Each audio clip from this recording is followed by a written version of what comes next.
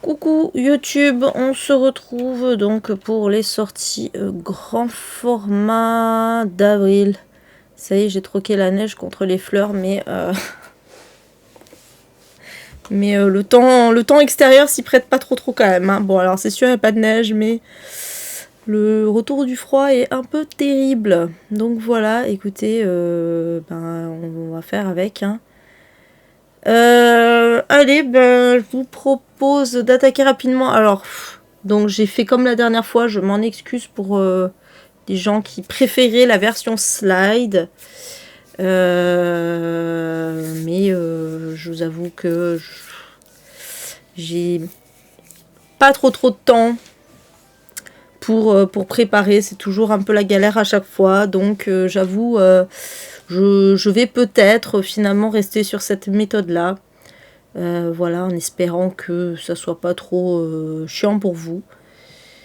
Mais voilà, en tout cas, et du coup, on va passer par là. Alors oui, du coup, il n'y a plus effectivement les... Alors, elle est où ma capture d'écran? Mais oui, il n'y a même plus de capture d'écran, c'est super. Ah, attendez, c'est parce qu'il y a ça? Non.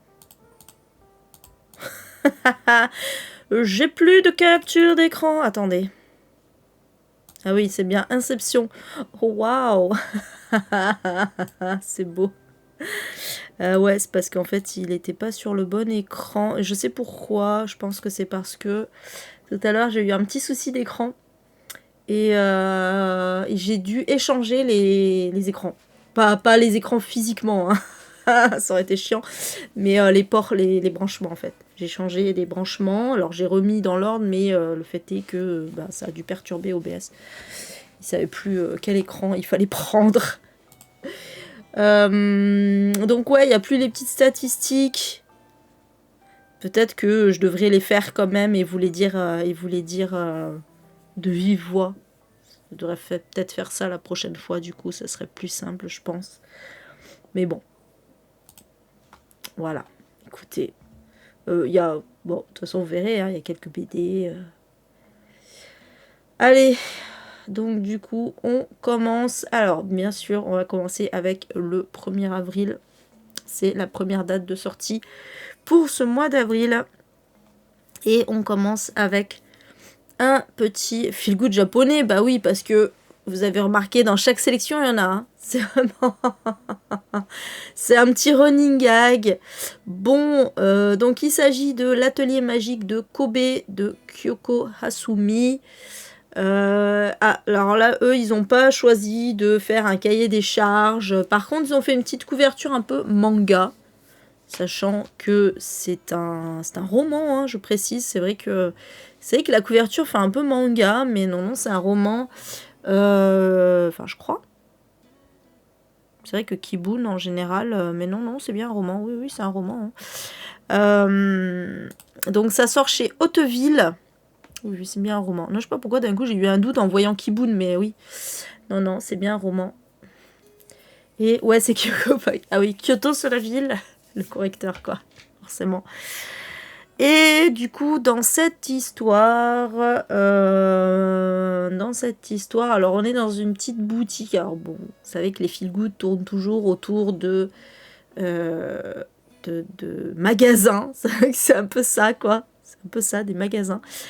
Et là, c'est une petite boutique, on ne sait pas trop de quoi d'ailleurs. Petite boutique qui s'appelle Medico Pena. Donc ça se passe à Kobe, hein, d'où le titre hein, d'ailleurs. Kobe qui est une ville dans le Kansai, pas loin de Kyoto d'ailleurs, voilà c'est marrant.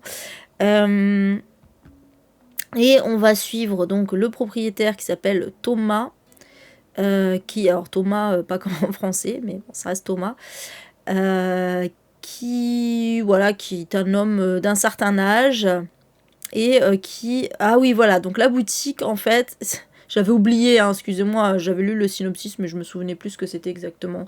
Et en plus, ouais, on le voit sur l'image, en fait, c'est une boutique de réparation de stylos. C'est vrai que c'est vrai que c'est très niche, hein, quand même, on va pas se mentir. Je pense qu'il y a quand même pas beaucoup de gens qui font réparer leur stylo maintenant qu'il y a des bics et plein de trucs jetables comme ça. Et donc en fait, donc Thomas répare les stylos et en fait il a beaucoup d'intuition puisque en un coup d'œil sur un stylo, il devine un peu on va dire les émotions, les pensées de son propriétaire et les problèmes aussi. Et Thomas va embaucher une vendeuse qui s'appelle Sawa, qui est une étudiante. Et en fait, elle-même, elle a aussi des soucis dans sa life, comme tout le monde, j'ai envie de dire. Et donc, en fait, on va suivre un peu ses rencontres avec les clients qui vont faire que peut-être qu'elle va redonner du sens à sa vie. Voilà, bon, c'est très classique, hein. C'est très classique. Ah, ils appellent ça Healing Fiction. La fiction qui soigne. Ok, c'est plus feel good, c'est Healing Fiction. C'est marrant ça. C'est un nouveau... Enfin, c'est pas nouveau, mais du coup c'est un nouveau terme, en tout cas, pour appeler un peu ce genre de livre où effectivement, au-delà du feel good, c'est un livre qui... presque un peu développement perso, quoi, hein, quelque part, mais sauf que c'est du roman. Ouais, ok, bon, moi, vous savez que j'aime pas du tout le développement personnel. Par contre, je suis assez cliente des feel-good japonais parce que je trouve ça mimes. Mais en soi, c'est pas ma philosophie de vie, hein, on va pas se mentir, vraiment. C'est pas parce que j'aime beaucoup le Japon et que j'aime beaucoup les feel-good japonais que je suis leurs préceptes, hein. Non, pas vraiment, en vrai. Je trouve juste ça mimes. Coucou Karine, non ça va, c'est le tout premier, c'est bon. C'est vrai que j'ai commencé tôt aujourd'hui, mais non, c'est le tout premier. Voilà. Donc voilà pour cet atelier magique de Kobe, voilà. Ensuite, donc on est toujours le 1er avril, sortira Les Jardins du Temps de Émilie Kerbalek. Et alors, on est toujours au Japon. Même si l'autrice n'est pas japonaise. Alors, en vrai, elle est quand même née au Japon, hein. Comme Amélie Nothomb, finalement. Voilà. Elle est née au Japon, Émilie Kerbalek, sachez-le. D'où le fait qu'elle parle du Japon dans ce roman, mais qui est loin d'être son premier, hein. Émilie Kerbalek, c'est une autrice de l'imaginaire assez connue. Et alors ça sortira chez Albin Michel, donc dans leur collection Albin Michel Imaginaire. Et dans cette histoire, on est à la fin, donc on est au Japon comme je l'ai dit, à la fin du XVIe siècle. Ah, j'ai oublié les prix et tout ça, pardon. C'est vrai que du coup j'avais l'habitude d'avoir, donc j'ai oublié l'atelier magique. Merde, évidemment j'ai fermé la page en plus, pardon, attendez. Je vais rouvrir. Toutes mes excuses, bien évidemment. Donc, 16,95 € pour l'atelier magique de Kobe, ce qui n'est pas très cher, mais 220 pages. Voilà, c'est pas très cher. C'est un peu le prix d'un young adulte, même si c'est pas vraiment du young adulte, mais bon, on comprend un peu le truc. Voilà, pardon. Et donc, pour Les Jardins du Temps, 21,90 € et 352 pages. Voilà. Voilà. Oui, Karine. Pardon, donc on est à la fin du XVIe siècle et on va suivre des samouraïs un peu, notamment les troupes de Nobunaga, qui est quand même un samouraï très connu, Nobunaga, qui vont donner l'assaut contre le temple du dieu dragon sur le mont Yei, qui est près de Kyoto, décidément, encore Kyoto. Alors, sachant que Kyoto, c'était l'ancienne capitale, hein, d'ailleurs, passage du Japon. Et du coup, pendant cette bataille, il va y avoir une relique qui va être brisée, une inestimable relique qui va être brisée. Et On se retrouve 4 siècles plus tard, donc 16e siècle. Donc du coup, on est, ben oui, de nos jours, du coup, 21e siècle. Non, 20e siècle. 4 siècles, 16e siècle. Ben non, du coup, on est au 20e siècle. Qu'est-ce que je dis? La meuf sait plus compter, ça y est. Oui, 16 et 4, ça fait 20, ça fait pas 21, donc on n'est pas tout à fait de nos jours encore, on est au siècle dernier. Et on va suivre 2 spécialistes du temps qui vont être appelés au cimetière de Mikage-yama. Parce qu'une tête tranchée a été trouvée dans une tombe et elle semble dater du Japon féodal, donc d'où le 16e siècle, j'imagine. Et contre toute attente, elle donne encore des signes de vie. Alors la tête elle est tranchée, mais elle est quand même vivante. Voilà. Et en fait, on remarque que à proximité de la sépulture, le temps s'écoule très lentement. Et du coup, voilà, c'est une découverte qui va révolutionner la compréhension de la nature du temps. Voilà, donc j'en sais pas plus. Mais bon, moi j'aime bien l'idée effectivement de jouer avec le temps. Moi j'aime beaucoup ce genre de choses. Donc voilà, ça peut être très très intéressant. C'est pas un pavé, voilà, 352 pages. Ça se passe au Japon. Ça a l'air vraiment très très bien. Donc voilà, je vous l'ai mis. Ensuite, on est toujours le 1er avril. Sortira La Rancune des morts de Gilda Piersanti aux éditions du Masque pour le prix de 20 € tout rond et 320 pages. Et dans cette histoire, on est en 2014 à Rome, où Beatrice Valli, qui est une cantatrice au succès international, va s'effondrer sur scène.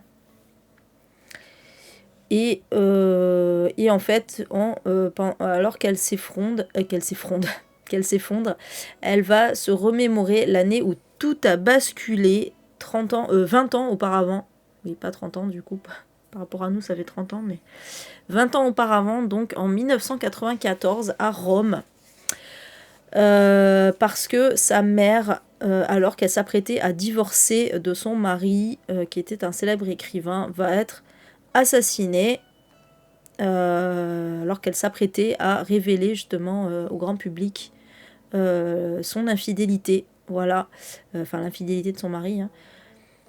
Et voilà, et on va se demander, est-ce qu'il a tué lui-même? Est-ce que c'est lui qui a tué sa femme pour protéger sa réputation? Voilà, donc en fait, on est sur 2 générations, comme ça, dans une histoire d'intrigue, une histoire d'intrigue familiale. Moi, j'aime bien, Gilda Piersanti. Voilà, en général, ce qu'elle propose, alors c'est jamais des coups de cœur, mais c'est plutôt sympa. Et puis, bon, voilà, moi j'aime bien quand ça se passe en Italie. Donc, du coup, même si c'est pas un thriller ultra original de ouf, je l'ai mis quand même. Parce que Gilda Piersanti, elle sort pas un livre tous les ans aussi. Il y a ça aussi. Donc, pour les gens qui aiment bien cette autrice, voilà, c'est le nouveau qui sort donc cette année. Ensuite, on est toujours le 1er avril, sortira Submersion de Marc Duguin. J'aime bien ce tsunami au-dessus de l'Elysée sur la couverture. Donc ça sortira chez Albin Michel au prix de 21,90 € pour 288 pages. Il est assez court celui-là. Et justement, on est à l'Elysée, voilà, puisque on va suivre le président de la République. Alors, je sais pas si c'est un président, fictif, si c'est Macron, si c'est un roman autour de Macron ou d'un président fictif, je ne sais pas. Mais en gros, le président de la République va se confesser sur le fait que la République ne va pas bien. On sait pas. Bon, c'est la preuve que c'est pas Macron, hein, parce que Macron... ou alors il le dirait, mais il dirait que c'est pas de sa faute. Hein. Et voilà, en fait, on sait pas trop ce qui se passe, mais en gros, la démocratie est mise à mal. On se demande bien pourquoi. Aussi bien, on nous dit aussi bien par des forces intérieures qu'extérieures d'ailleurs. Et du coup, le président va être prêt à tout pour que la démocratie survive. C'est la preuve que c'est pas Macron. Bon, voilà. Après, en fait, on nous dit que, en gros, voilà, que l'auteur, en fait, a décidé de sonder notre époque en temps réel jusqu'à notre futur proche. Donc voilà, en gros, je pense que c'est un roman d'anticipation, j'imagine. Ceci étant, bon, ouais. Voilà, je sais pas quel va être ce président. Je sais pas de quel parti, de quel bord politique. Enfin, voilà, j'en sais pas plus, mais ça me rend curieux. Je suis curieuse un peu de l'analyse politique là qui va en être fait. Oui, de la pure fiction. Oui, c'est sûr que si c'est Macron là, c'est non. C'est pas Macron qui va sauver la démocratie, hein, c'est juste l'inverse. Donc bon, voilà. Bon voilà, en tout cas, si ça vous intéresse, il est là. Enfin, il va sortir. On passe au 2 avril avec la sortie du nouveau Adeline Dieudonné dans la jungle. Donc toujours chez l'Iconoclaste au prix toujours abusé, pardon, mais l'Iconoclaste... les prix de l'Iconoclaste sont quand même abusés à chaque fois. Donc 22,50 €, ce qui est le plus cher depuis le début. Alors il n'y a pas le nombre de pages, mais il y a fort à parier que ça va pas être bien gros. Les Adeline Dieudonné déjà sont pas bien gros en général. Les iconoclastes d'une façon générale sont pas bien gros et en plus sont très très émargés, enfin sont très très voilà espacés. Ouais. Non, à chaque fois, là franchement, c'est un peu abusé. Albin Michel, pour le coup, fait beaucoup moins cher. Bon, bref. Donc, dans cette histoire, on est dans une villa donc en Belgique, au bord de la mer. Oui, il y a la mer en Belgique. C'est sûr que c'est sûr que c'est pas la mer du sud de la France, mais il y a quand même la mer. Et donc c'est deux enfants. Aurélie et Arnaud. 2 enfants ou... Ouais, bon, c'est pas très clair. Hein.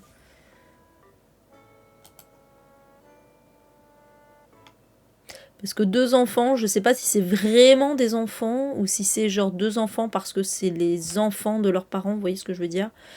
Je sais pas trop. Bon, en tout cas, c'est 2 enfants, Aurélie et Arnaud, qui se sont... Voilà, parce qu'on nous dit qu'ils se sont construits une vie qui leur ressemble. Mais un jour... On est en été et un jour Arnaud va prendre une arme et assassiner toute sa famille avant de se suicider. Voilà. Et c'est un couple. 2 enfants. Franchement, les synopsis des fois, mais essayez de faire des efforts, quoi, s'il vous plaît. Je veux bien qu'il y ait une métaphore ou quoi, mais franchement, c'est pas clair. Donc c'est un couple en fait, Aurélie et Arnaud. Et du coup, Arnaud donc va tuer, j'imagine, sa femme et potentiellement ses enfants qui ne sont pas présentés. Ouais, c'est pas clair du tout. Hein. Et en fait, Adeline Dieudonné donc va raconter l'histoire de ce couple avant qu'on en arrive là, sachant qu'on est dans un milieu un peu bourgeois. Et voilà. Ouais, au cœur de la bourgeoisie belge. Oui, il y a des bourgeois en Belgique. En Belgique, Wallonne, il y a des bourgeois. Pardon les Belges. Ouais, c'est clair. Pourquoi ils mettent 2 enfants? Franchement, ça n'a aucun sens. 2 enfants. Ah, mais je viens de comprendre. C'est bon. Je viens de comprendre. C'est pas 2 enfants, parce qu'il y a écrit 2 enfants, 2 points, Aurélie et Arnaud. Mais en fait, c'est 2 enfants parce qu'ils ont 2 enfants.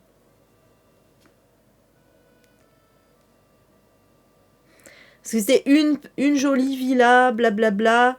Et ensuite, 2 enfants, 2 points, Aurélie et Arnaud. Et du coup, j'ai pensé que c'était Aurélie et Arnaud, les 2 enfants. C'est de ma faute, pardon. C'est ça, en fait.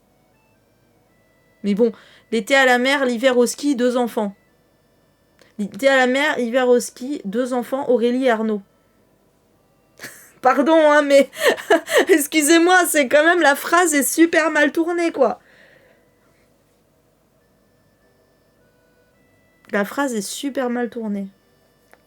Une jolie villa dans le Barbon Wallo, l'été à la mer, l'hiver au ski, 2 enfants, Aurélie et Arnaud, se sont construits une vie qui leur ressemble. Mais 2 enfants, 2 points, Aurélie et Arnaud. C'est pour ça que j'ai compris que Aurélie et Arnaud, c'était les 2 enfants. Bon, bref, je vais pas tergiverser pendant 15 ans, mais voilà. Comprenez ma confusion quand même. Mais en relisant la phrase, effectivement, c'est eux qui ont 2 enfants. Ils ont une jolie villa et ils ont 2 enfants.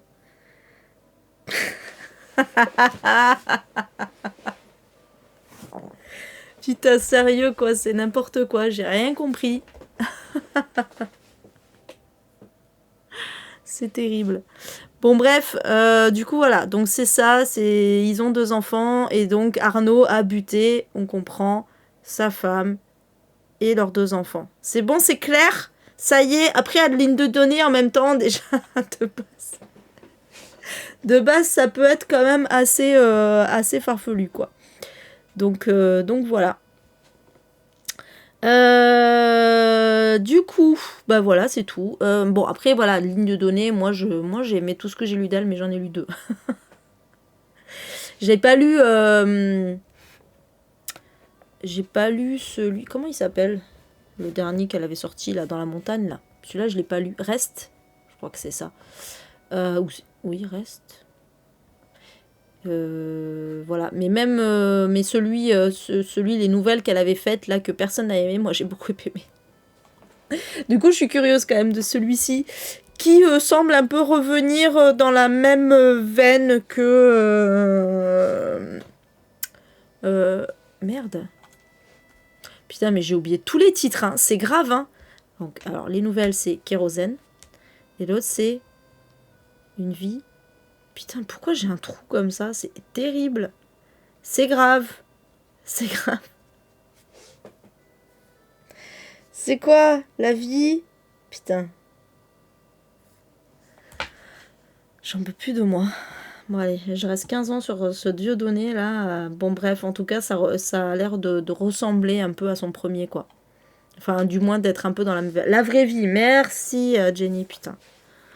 J'avais que le mot vie. Et j'ai l'œil qui pleure encore. Hein. J'ai l'œil qui arrête pas de pleurer là à cause des allergies.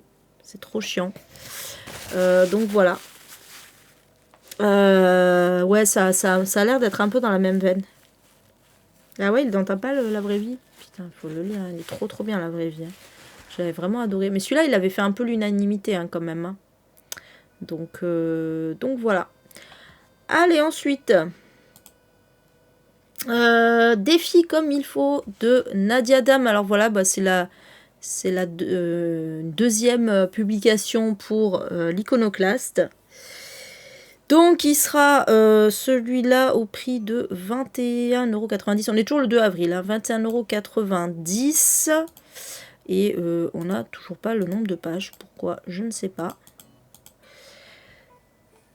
Alors, dans cette histoire, on va suivre Blanche. Qui a 30 ans, qui a un enfant. Cette fois, c'est bien dans l'ordre. La phrase est bien dans l'ordre. Là, on comprend qu'elle a un enfant, que c'est pas elle l'enfant. C'est bon. Donc, elle a aussi un amoureux sans intérêt, on nous dit, et une capacité inouïe à échouer. Donc, elle a été licenciée après un accouchement qui s'est mal passé. Du coup, bah voilà, elle sombre un petit peu dans la dépression, mais elle va croiser une ancienne connaissance qui, elle, est une star des médias et qui est très... ouais, qui est assez adulée, mais qui est aussi très féministe. Et cette star va prendre Blanche sous son aile et va lui confier un projet de podcast sur les disparitions volontaires. Un peu comme au Japon, là. Du coup, Blanche va partir mener l'enquête dans sa ville natale sur les traces d'une professeure de lycée qui s'est évaporée du jour au lendemain. Et voilà, elle va... Ouais, voilà, et en fait, elle va faire des découvertes. Et j'aime bien la phrase de fin, c'est « Les filles comme il faut, il ne faut pas trop les chercher ».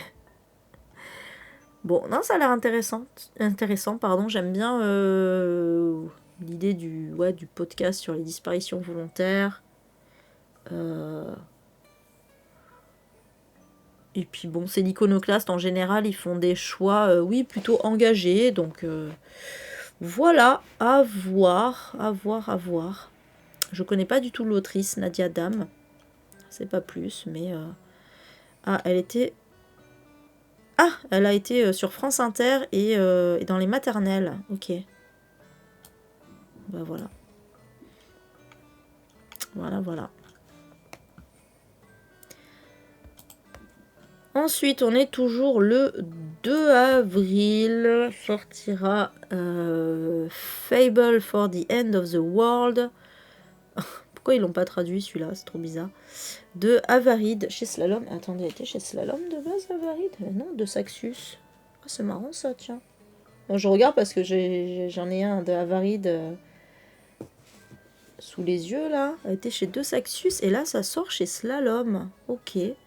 Bon, moi j'adore Slalom, hein, donc voilà, j'adore Slalom. J'aime beaucoup ce que propose Avarid.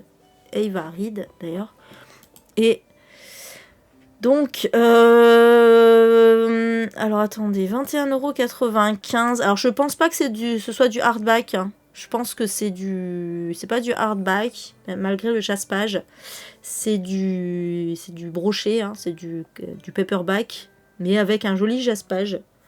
Et bon, comme c'est Slalom, c'est sûr que je vais l'acheter celui-là. C'est sûr que je vais l'acheter. Donc 21,95 €, du coup voilà, c'est moins cher que du hardback.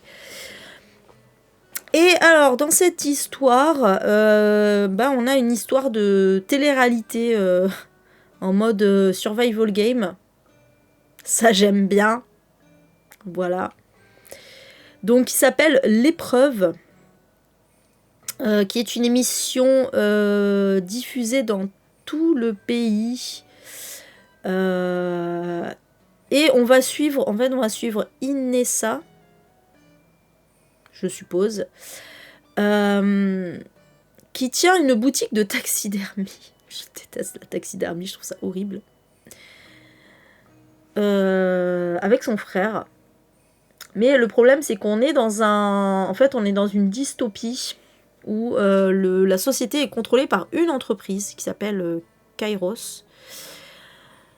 Et justement, qui détient cette émission, notamment cette émission de télé-réalité. Et la mère d'Inessa va, comme elle est endettée, va décider de vendre sa fille à ce jeu télévisé. Oui, parce que visiblement, on n'a pas besoin du consentement des enfants pour ça. Et d'ailleurs, elle est peut-être plus un enfant si elle tient une boutique, mais bon. Et du coup, en fait, Inessa, elle va pas se laisser démonter. Elle va se dire, puisque c'est ça, je vais remporter le jeu. Et puis, voilà. Alors, mais par contre, est-ce qu'on nous dit le principe du jeu? C'est apparemment une track. C'est une track où il faut survivre. Visiblement. Voilà. Ouais, c'est ça, hein. Et on va suivre une autre jeune fille qui s'appelle Mélinoé. Ah oui, en fait, qui est une humanoïde. Ok. Qui, elle, en fait, dans l'émission, a toujours réussi à exterminer ses proies. Ouais, c'est ça, en fait. Donc, Mélinoé, c'est la chasseuse. Et Inessa, c'est la proie. Voilà. Voilà, voilà. Sujet abordé, donc l'inégalité écologique, les dérives technologiques et les injonctions patriarcales à l'encontre des femmes. Oui, parce que Everide, elle est un peu féministe aussi. Hein. Voilà, pour ça que j'aime bien ce qu'elle fait. Et en plus, Slalom, en général, ils font des choix de titres engagés. Donc voilà, potentiellement, celui-là, il y a de fortes chances que je l'achète. En plus, il est très très beau. Donc voilà, la fable pour la fin du monde. Ils auraient pu traduire, hein, franchement. Ça rend très bien en français aussi. Mais bon, let's go. Ensuite, on reste le 2 avril avec le nouveau Alice Slater, Petit meurtre dans l'après-midi, qui sortira donc aux éditions La Croisée, édition que j'aime beaucoup beaucoup aussi. Et Alice Slater, si vous en souvenez, c'était Mort d'une libraire que j'avais adoré. Excellent thriller psychologique, hein, Mort d'une libraire, vraiment. Et donc c'est son nouveau, donc il sortira au prix de 23 €. Commence à devenir plus cher là, pour 368 pages. Et dans cette histoire, dommage qu'elle n'y soit pas au Quai du Polar, là, Alice Slater, mais comme elle y était, c'était l'an dernier ou l'année d'avant, c'était il y a 2 ans qu'elle y était, non? Je sais plus. Ouais, ça pique, hein. Ça pique. Jusqu'à présent, ça allait encore, mais à part pour l'iconoclaste. Mais là, bon. Alors, on est à la Nouvelle-Orléans, pour le coup, en Louisiane, et on va suivre Caroline. Caroline, elle est à Londres. Oui, on n'est pas de suite, on est d'abord à Londres. Et il se trouve que son frère Daniel est parti en voyage justement à la Nouvelle-Orléans et il est jamais revenu, il a disparu. Voilà. Et pour enquêter sur sa disparition, Caroline va organiser un dîner avec tous les gens qui le connaissent, notamment ses copains de fac, son groupe de rock, sa petite amie évidemment, qui est amatrice de pratiques occultes d'ailleurs, la petite amie, Célina elle s'appelle. Et donc ils vont tous se retrouver pour une soirée qui va prendre un tour inattendu, puisque, bon, évidemment, Caroline va les cuisiner, alors pas dans le sens littéral du terme, c'est pas eux qui vont être mangés au dîner, mais voilà, ils vont subir des interrogatoires et des confrontations pour comprendre ce qui s'est passé. Alors du coup, je sais pas si le livre va être un huis clos tout le long avec ce dîner, ou si ensuite elle va partir à la Nouvelle-Orléans, je ne sais pas trop. Parce que bon, comme on nous dit, un régal au parfum de Louisiane, j'imagine que ça va quand même un peu se passer là-bas. Mais voilà, bon, ouais, c'est clair, moi aussi j'ai trop hâte, parce que vraiment j'avais tellement aimé Mort d'une libraire. Moi aussi je suis trop hypée parce que bon, déjà j'aime trop l'idée du dîner là avec l'interrogatoire, la confrontation et tout ça. J'aime trop cette idée là, et j'imagine qu'il va y avoir des révélations et des machins comme ça. En plus, le fait que la petite amie là, elle soit amatrice de pratiques occultes et qu'il y ait littéralement des cartes du tarot sur la couverture me fait dire qu'il va y avoir un aspect de ça dedans, forcément. Voilà. Donc, ouais. Puis en plus, ça s'appelle Petit meurtre au pluriel dans l'après-midi. Puis c'est La Croisée, et puis enfin voilà, il y a tout. Tous les ingrédients sont réunis pour que j'ai envie de lire ce livre. Voilà, clairement. Clairement. Putain, si seulement j'étais assidue sur les réseaux sociaux, je pourrais le demander en SP, mais bon, comme je suis pas assidue. Mais franchement, en fait, ça me bute parce que les livres de La Croisée, j'ai vraiment tous envie de les lire à chaque fois. C'est un truc de fou. C'est un truc de fou comme cette maison d'édition, j'ai envie de lire tous leurs livres. Vraiment. Mais bon. C'est de ma faute, hein. Après, voilà, hein, j'assume. Hein. Bref, en tout cas, voilà. Voilà pour celui-ci. On est toujours le 2 avril et on retourne avec l'Iconoclaste. Et oui. Oui, ils ont fait quelques sorties intéressantes. Hein, enfin, ils font quelques sorties intéressantes ce mois-ci. Et donc là, c'est La Sentinelle qu'on ne relève jamais de Dali Farah. Et alors, a priori, c'est autobiographique. Donc, ça sera au prix de 20,90 € et on n'a toujours pas le nombre de pages. Voilà. Donc, Dali Farah, à 50 ans, a découvert qu'elle était autiste. Et donc, ouais, on nous dit la sentinelle qu'on ne relève jamais, bah, c'est elle. Voilà. Et en fait, elle va faire, en gros, elle va un peu enquêter sur elle-même. Alors, vous remarquerez qu'il n'y a pas de majuscule à Dali, effectivement, dans la 4e de couve non plus. Il n'y a pas de majuscule à son prénom. Alors, c'est peut-être un choix comme pour Bell Hooks. Je ne sais pas. Ah, t'as presque terminé Fille Maudite. Ouais, c'est celui de Obinkan. Obinkan Oinkan Braithwaite. Je sais plus son prénom. Que j'achèterai certainement au Quai du Polar pour le coup. Oinkan, oui, pas Obinkan. Merci.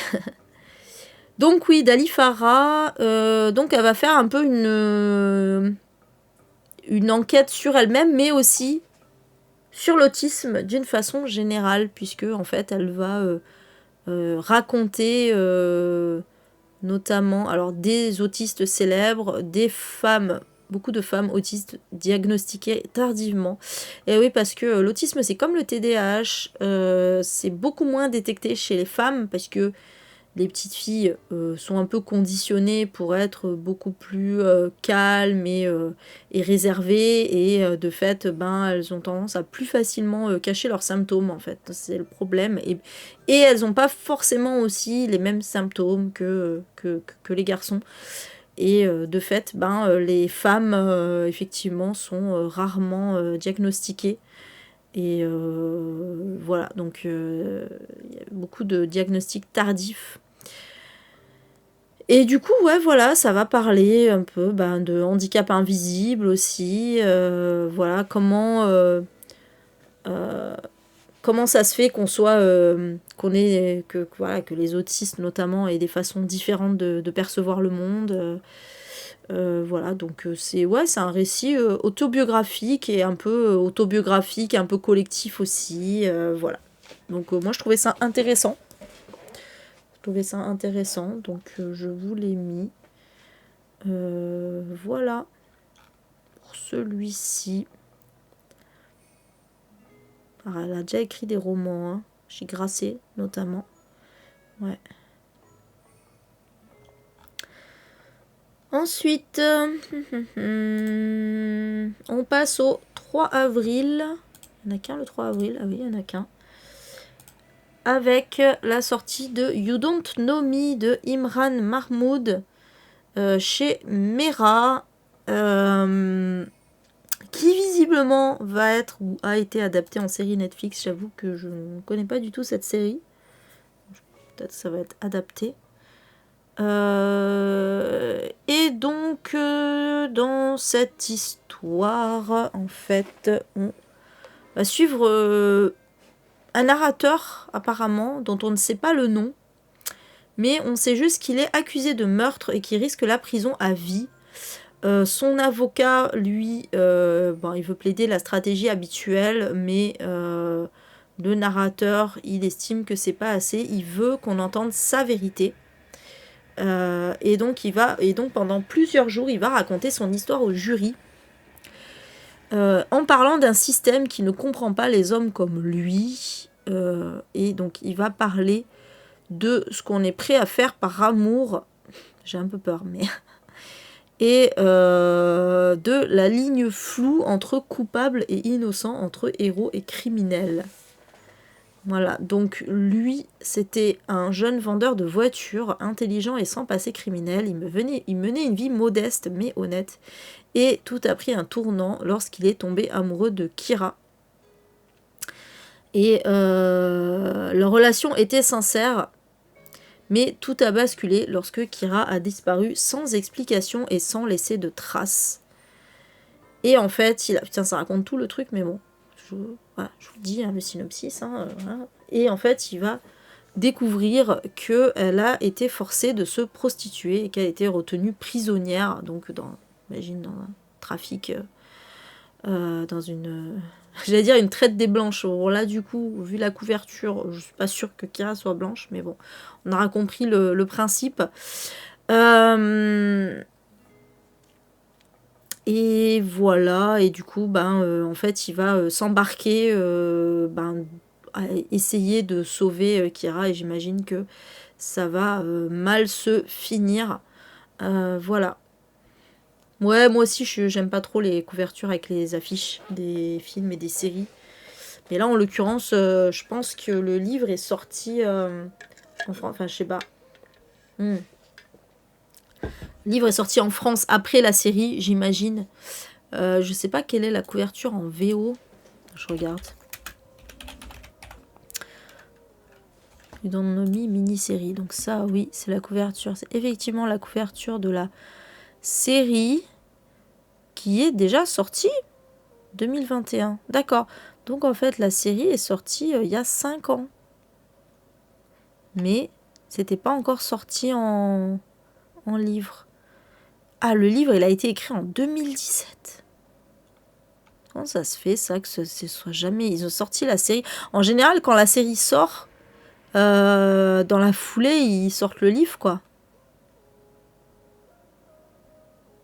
Ouais, c'est fou, ça. Hein. Et du coup, la couverture... Est-ce qu'on a la couverture? Oui, donc rien à voir.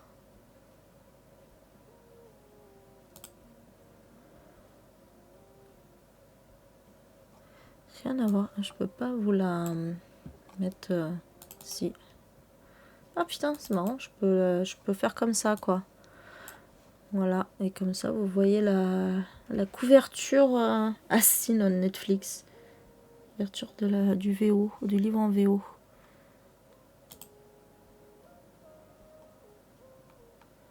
Qui n'a donc rien à voir. Voilà. Voilà. Ah, tu l'as déjà vu en plus, la série? D'accord, ok. Bon, ça, du coup, je supprime. Ok, bah écoute, voilà. Moi, ça me parle pas du tout, cette série, pour le coup. Mais alors, pas du tout.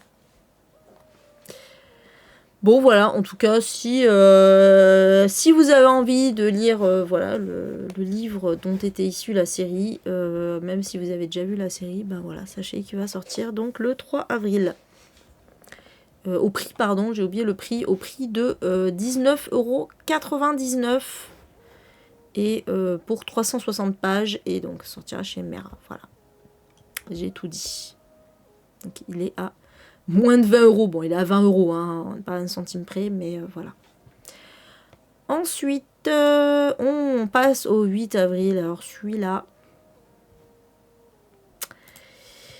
j'hésite à l'acheter au quai du polar.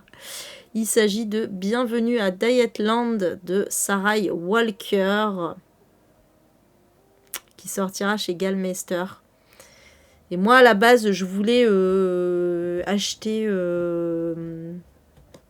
Les Voleurs d'Innocence, parce que je l'avais lu en e-book. Hein. Les Voleurs d'Innocence en occasion chez Totem, là. Parce qu'en plus, il est beau, le Totem, pour le faire signer. Mais du coup, je me tâte à acheter celui-là, parce que il a l'air trop bien. Mais bon, en même temps, 25,90 €. 26 boules. Franchement, je pense que, pour le coup, Gallmeister, ils battent vraiment des records en matière de prix. C'est tellement abusé, quoi. C'est tellement abusé, les prix de Gallmeister. Hein. Pardon, mais vraiment, ils se touchent. Hein. Vraiment, ils se touchent beaucoup. Hein. 26 boules pour un livre de moins de 500 pages, en l'occurrence. Donc, c'est le prix d'un hardback. Hein. C'est le prix d'un hardback. Hein. Franchement, ils pourraient faire des hardbacks, là, pour le prix. Hein. Donc, 464 pages. Je sais plus si j'ai dit la date, le 8 avril. Mais oui, c'est clair, mais ouais, mais il me fait trop envie quand même. Donc, dans cette histoire, on va suivre Prune. qui est une rédactrice pour un magazine destiné aux adolescentes. Et en fait, elle est rédactrice anonyme et elle répond aux lettres des jeunes filles, en fait. En l'occurrence, de jeunes filles brisées, on nous dit, voilà. Et en même temps, Prune, elle est complexée dans son apparence. Parce que, a priori, donc, je ne sais pas à quoi elle ressemble, mais en tout cas, elle ne rentre pas dans les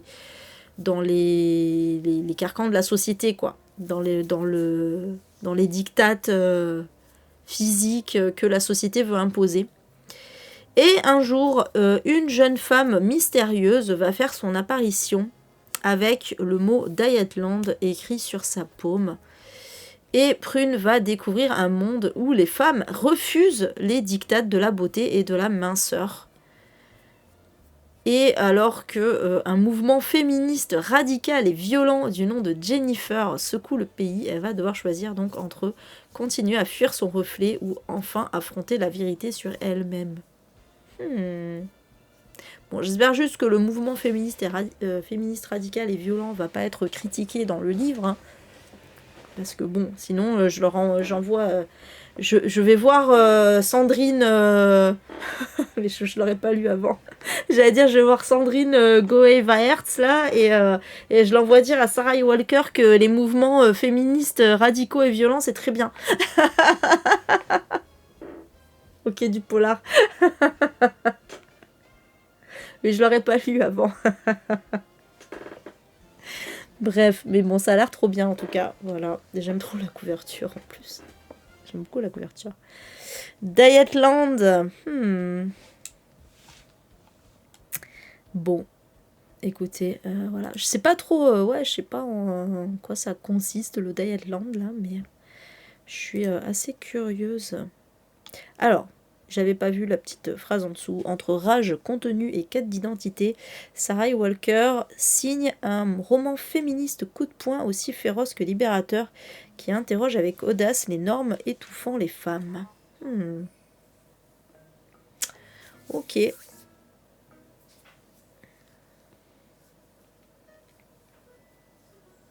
Oui, je pense pas, hein. En plus, c'est vrai que dans Les voleurs d'innocence, elle mettait quand même pas mal les gros sabots, donc je me dis que voilà. Ça devrait le faire. Mais oui, c'est clair que j'ai trop envie de le lire celui-là. Aïe, aïe, aïe. Bon, ok, bah voilà, en tout cas. Pour celui-ci, donc là, il va falloir que je fasse le point sur les quais du polar, là, sur ce que je vais acheter ou pas, parce que ça va être dur de faire des choix.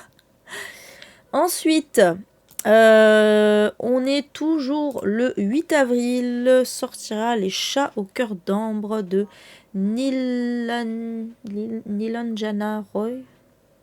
Je suis pas très sûre de la prononciation là pour le coup. Donc on est en... Je pense que c'est une autrice indienne pour le coup, donc voilà. On est en Inde, donc à Delhi. Et en fait, dans un vieux quartier, il y a une petite tribu de chats qui règne sur un labyrinthe de ruelles. Voilà, c'est des chats sauvages hein, qui ne craignent personne et qui sont assez intrépides. Et donc notamment, parmi ces chats, il y a Miao, une vieille siamoise pleine de sagesse, Hulot le grand guerrier, Béral la reine élégante, Patte Gauche, le petit chat à la curiosité sans limite qui se met toujours dans le pétrin. Et un jour, Mara, un chaton aux yeux verts, va débarquer dans le clan. Et selon les légendes félines. Donc vous aurez compris qu'on est dans un livre où on suit les chats, hein, où les personnages sont des chats. Hein. Selon les légendes félines, son arrivée est le présage d'événements qui menacent de bouleverser tout ce qui leur est cher. Voilà, donc en fait on suit les aventures de chats des rues, oui. Mais bon, ça. Alors c'est pas. Attention, hein, c'est pas du young adulte, c'est pas un truc tout mignon pour les petits enfants. C'est vraiment un vrai livre, mais je pense que c'est un livre un peu feel good. Voilà. Ouais, moi j'aime beaucoup le concept, le fait que ça se passe en Inde aussi. Voilà, j'aime bien l'idée. Donc ouais, franchement, c'est clair, ça a l'air bien. Alors ça sortira chez City. Alors oui, je suis pas fan de cette maison d'édition, mais bon. Au prix de 22 € pour 372 pages. Mais ouais, ça fait quand même bien envie. Alors, il pourrait enlever le bandeau moche là, mais je pense que le livre serait plus joli sans le bandeau moche. Mais oui, ça a l'air trop mimes. Des histoires de chats. On aime trop les chats. On veut encore des chats. Et ça tombe bien parce que vous allez encore avoir des chats. La couverture qui te rappelle tes propres chats. Ah, c'est vrai. On va encore avoir des chats. C'est un hasard si les deux se suivent. Mais le 8 avril également sortira l'incroyable café Nekomimi. C'est trop mimes. De Saki Murayama aux éditions. Donc encore une fois, ouais, c'est ça, c'est Hauteville. En fait, c'est vrai, c'est la collection Kibun de Hauteville, mais oui, en fait, je suis conne parce que c'est vrai que c'est pas du tout des mangas, c'est bien des feel good à chaque fois. C'est la collection feel good de Hauteville en fait. Hein. Voilà. Et donc dans cette histoire, ah oui, alors les prix, donc c'est donc comme l'autre, hein, comme le premier dont j'avais parlé là, l'atelier de Kobe, 16,95 € et là il fait 286 pages et dans cette histoire on est donc dans un café itinérant qui est tenu par Ritsuko, qui est une sorcière, parce que pourquoi pas. Alors, c'est vrai que les cafés au Japon, c'est pas seulement des endroits où on va boire des verres, c'est aussi des endroits où on mange. Alors, on a aussi en France, hein, mais c'est vrai que là-bas, c'est typique quand ils disent café, c'est surtout des repas en fait. Hein. Et là, donc, la sorcière, elle fait des bons petits plats, visiblement. Et elle est accompagnée de Mélodie, qui est une petite chatte noire. Voilà. Et on ne sait pas du tout quelle est l'histoire du livre. Mais vraiment pas, quoi. C'est ça qui est ouf. Franchement, on en est là quand même. Hein. On en est là des feel-good japonais. C'est que maintenant, ils sont même plus chiés à raconter une histoire. Ou du moins à raconter une histoire sur la 4e de couve. C'est, qu'est-ce que vous voulez de plus? Vous êtes au Japon, il y a de la bouffe et il y a des chats. Voilà, c'est bon. Voilà, et non, il n'y a pas de... Comment ça, il n'y a pas d'histoire? Bah si. vous êtes au Japon, il y a de la bouffe et il y a des chats, c'est parfait. Voilà. Oui, la couverture est très jolie, pour le coup. La couverture est très jolie. Je trouve, alors, en plus, bon, pour le coup, on peut reconnaître à Hauteville de sortir un peu des clichés. Le chat, mais parce que ça parle de chat, mais de sortir un peu des clichés des feel-good japonais où à chaque fois ils nous mettent les fleurs de cerisier, le drapeau japonais, tout ça. Là, il y a le chat parce que littéralement ça parle de chat et il y a une tasse de thé parce que littéralement on est dans un café. Mais c'est fait en plus à l'encre de Chine, là, enfin voilà, on voit que c'est fait encre de Chine, c'est trop beau.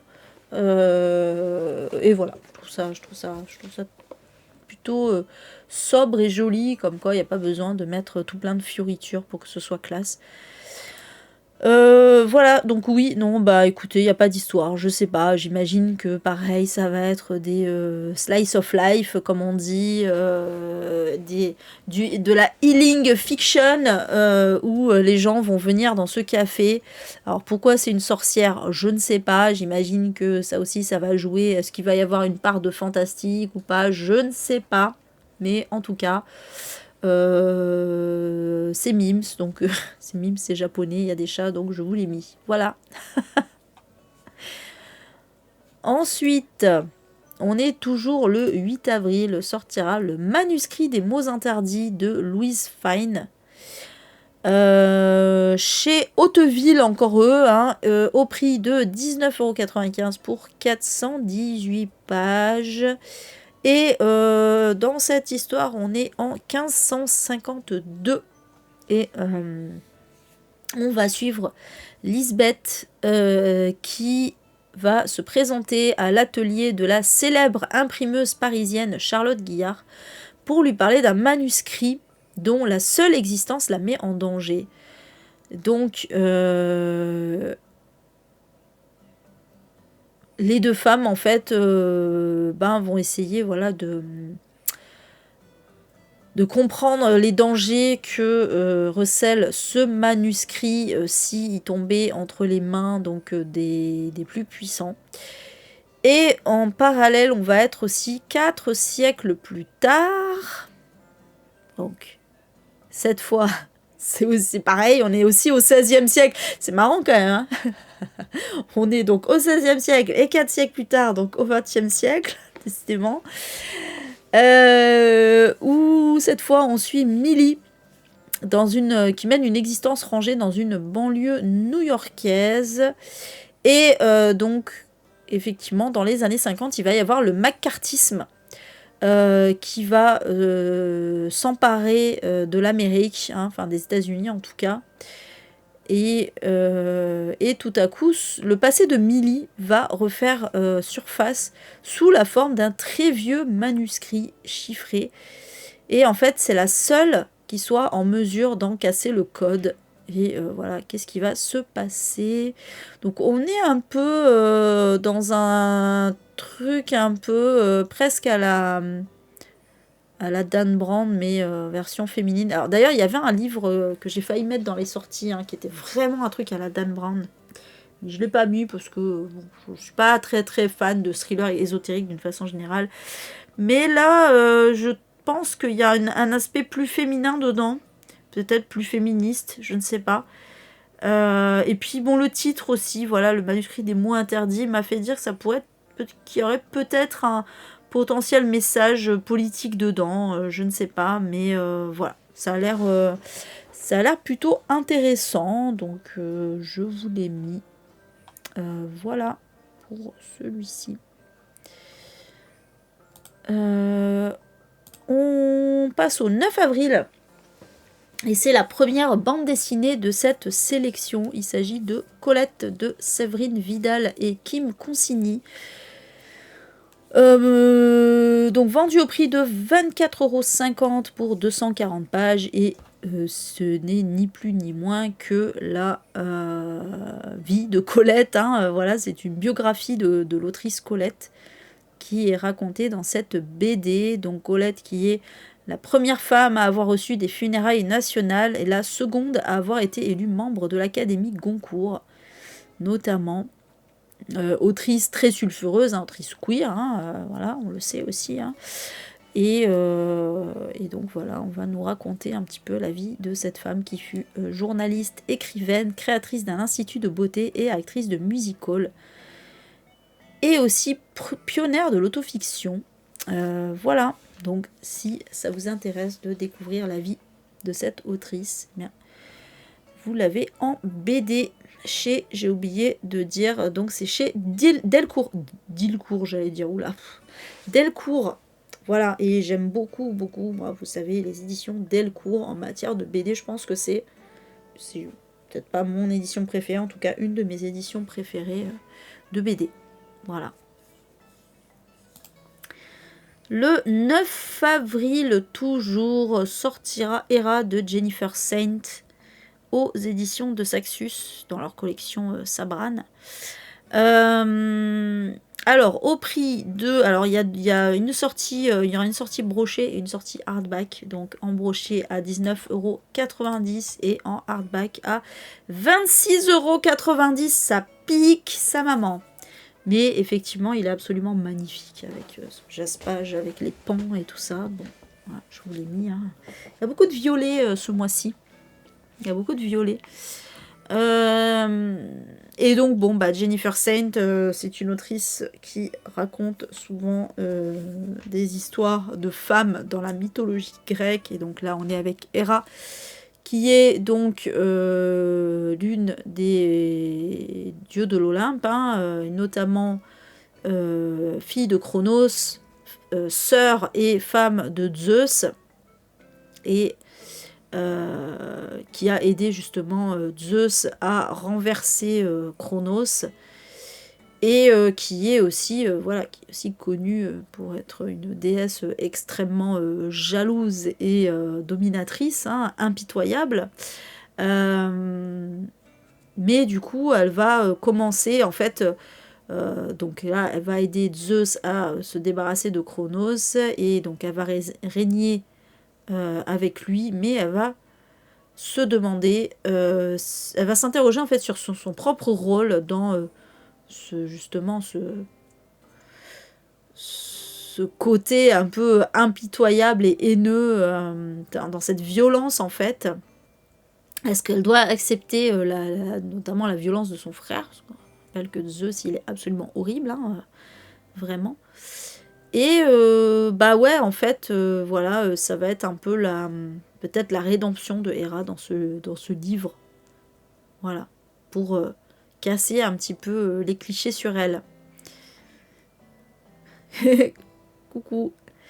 Ouais, il est vraiment magnifique celui-ci, c'est clair. Après, c'est vrai que les sabrams sont souvent très très beaux. Par contre, 27 boules. 27 boules pour, j'ai dit le nombre de pages, 400 pages. Voilà, c'est pas non plus énorme. Mais ouais.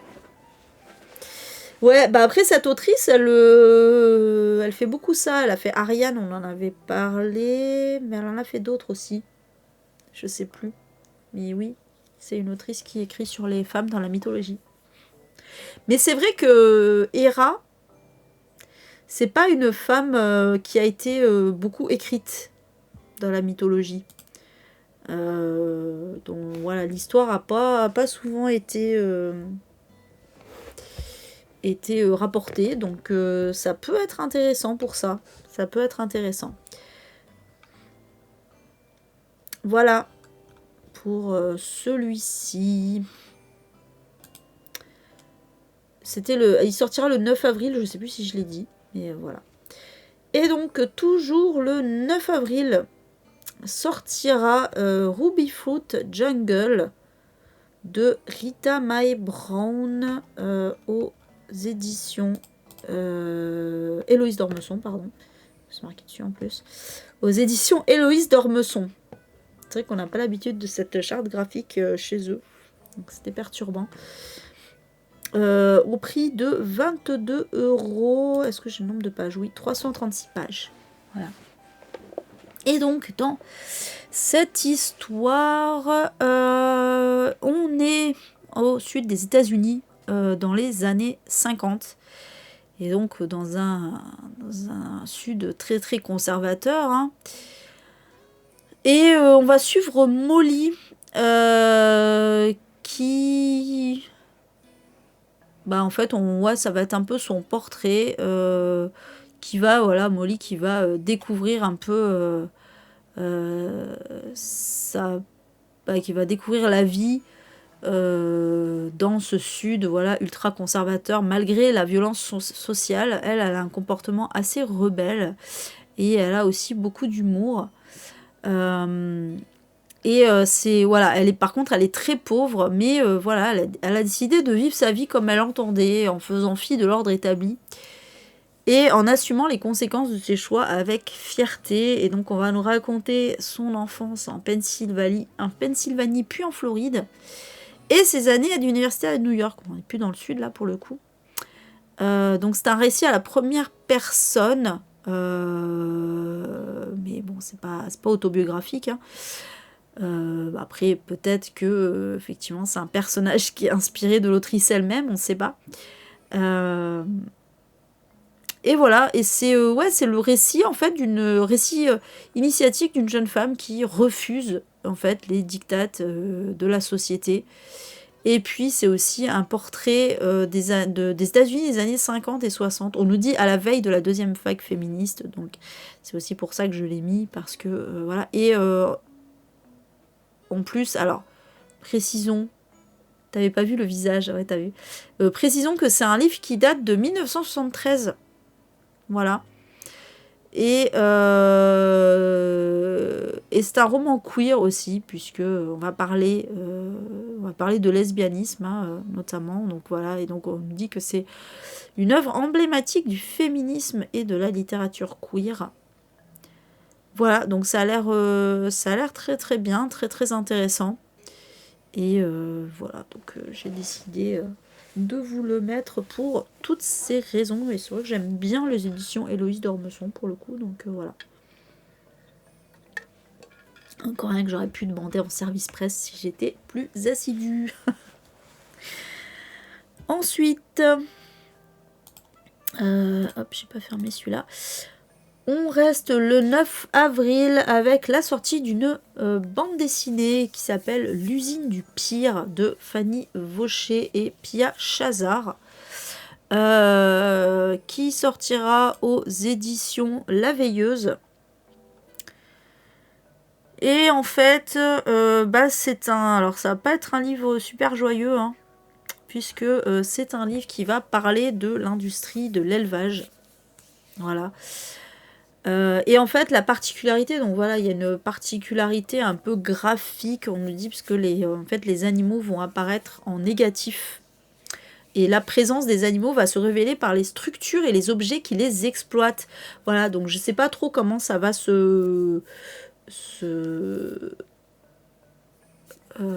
quoi ça va ressembler, quoi, en tout cas, dans le livre, mais... je pense que ça peut être extrêmement intéressant. Donc voilà, on dit c'est une œuvre graphique saisissante où s'entrelacent la rage et la rigueur documentaire. Et donc les autrices nous invitent à reconsidérer notre rapport aux animaux en nous confrontant aux mécanismes occultés de leur exploitation. Voilà, donc ça a l'air très intéressant. Ça a l'air très très intéressant.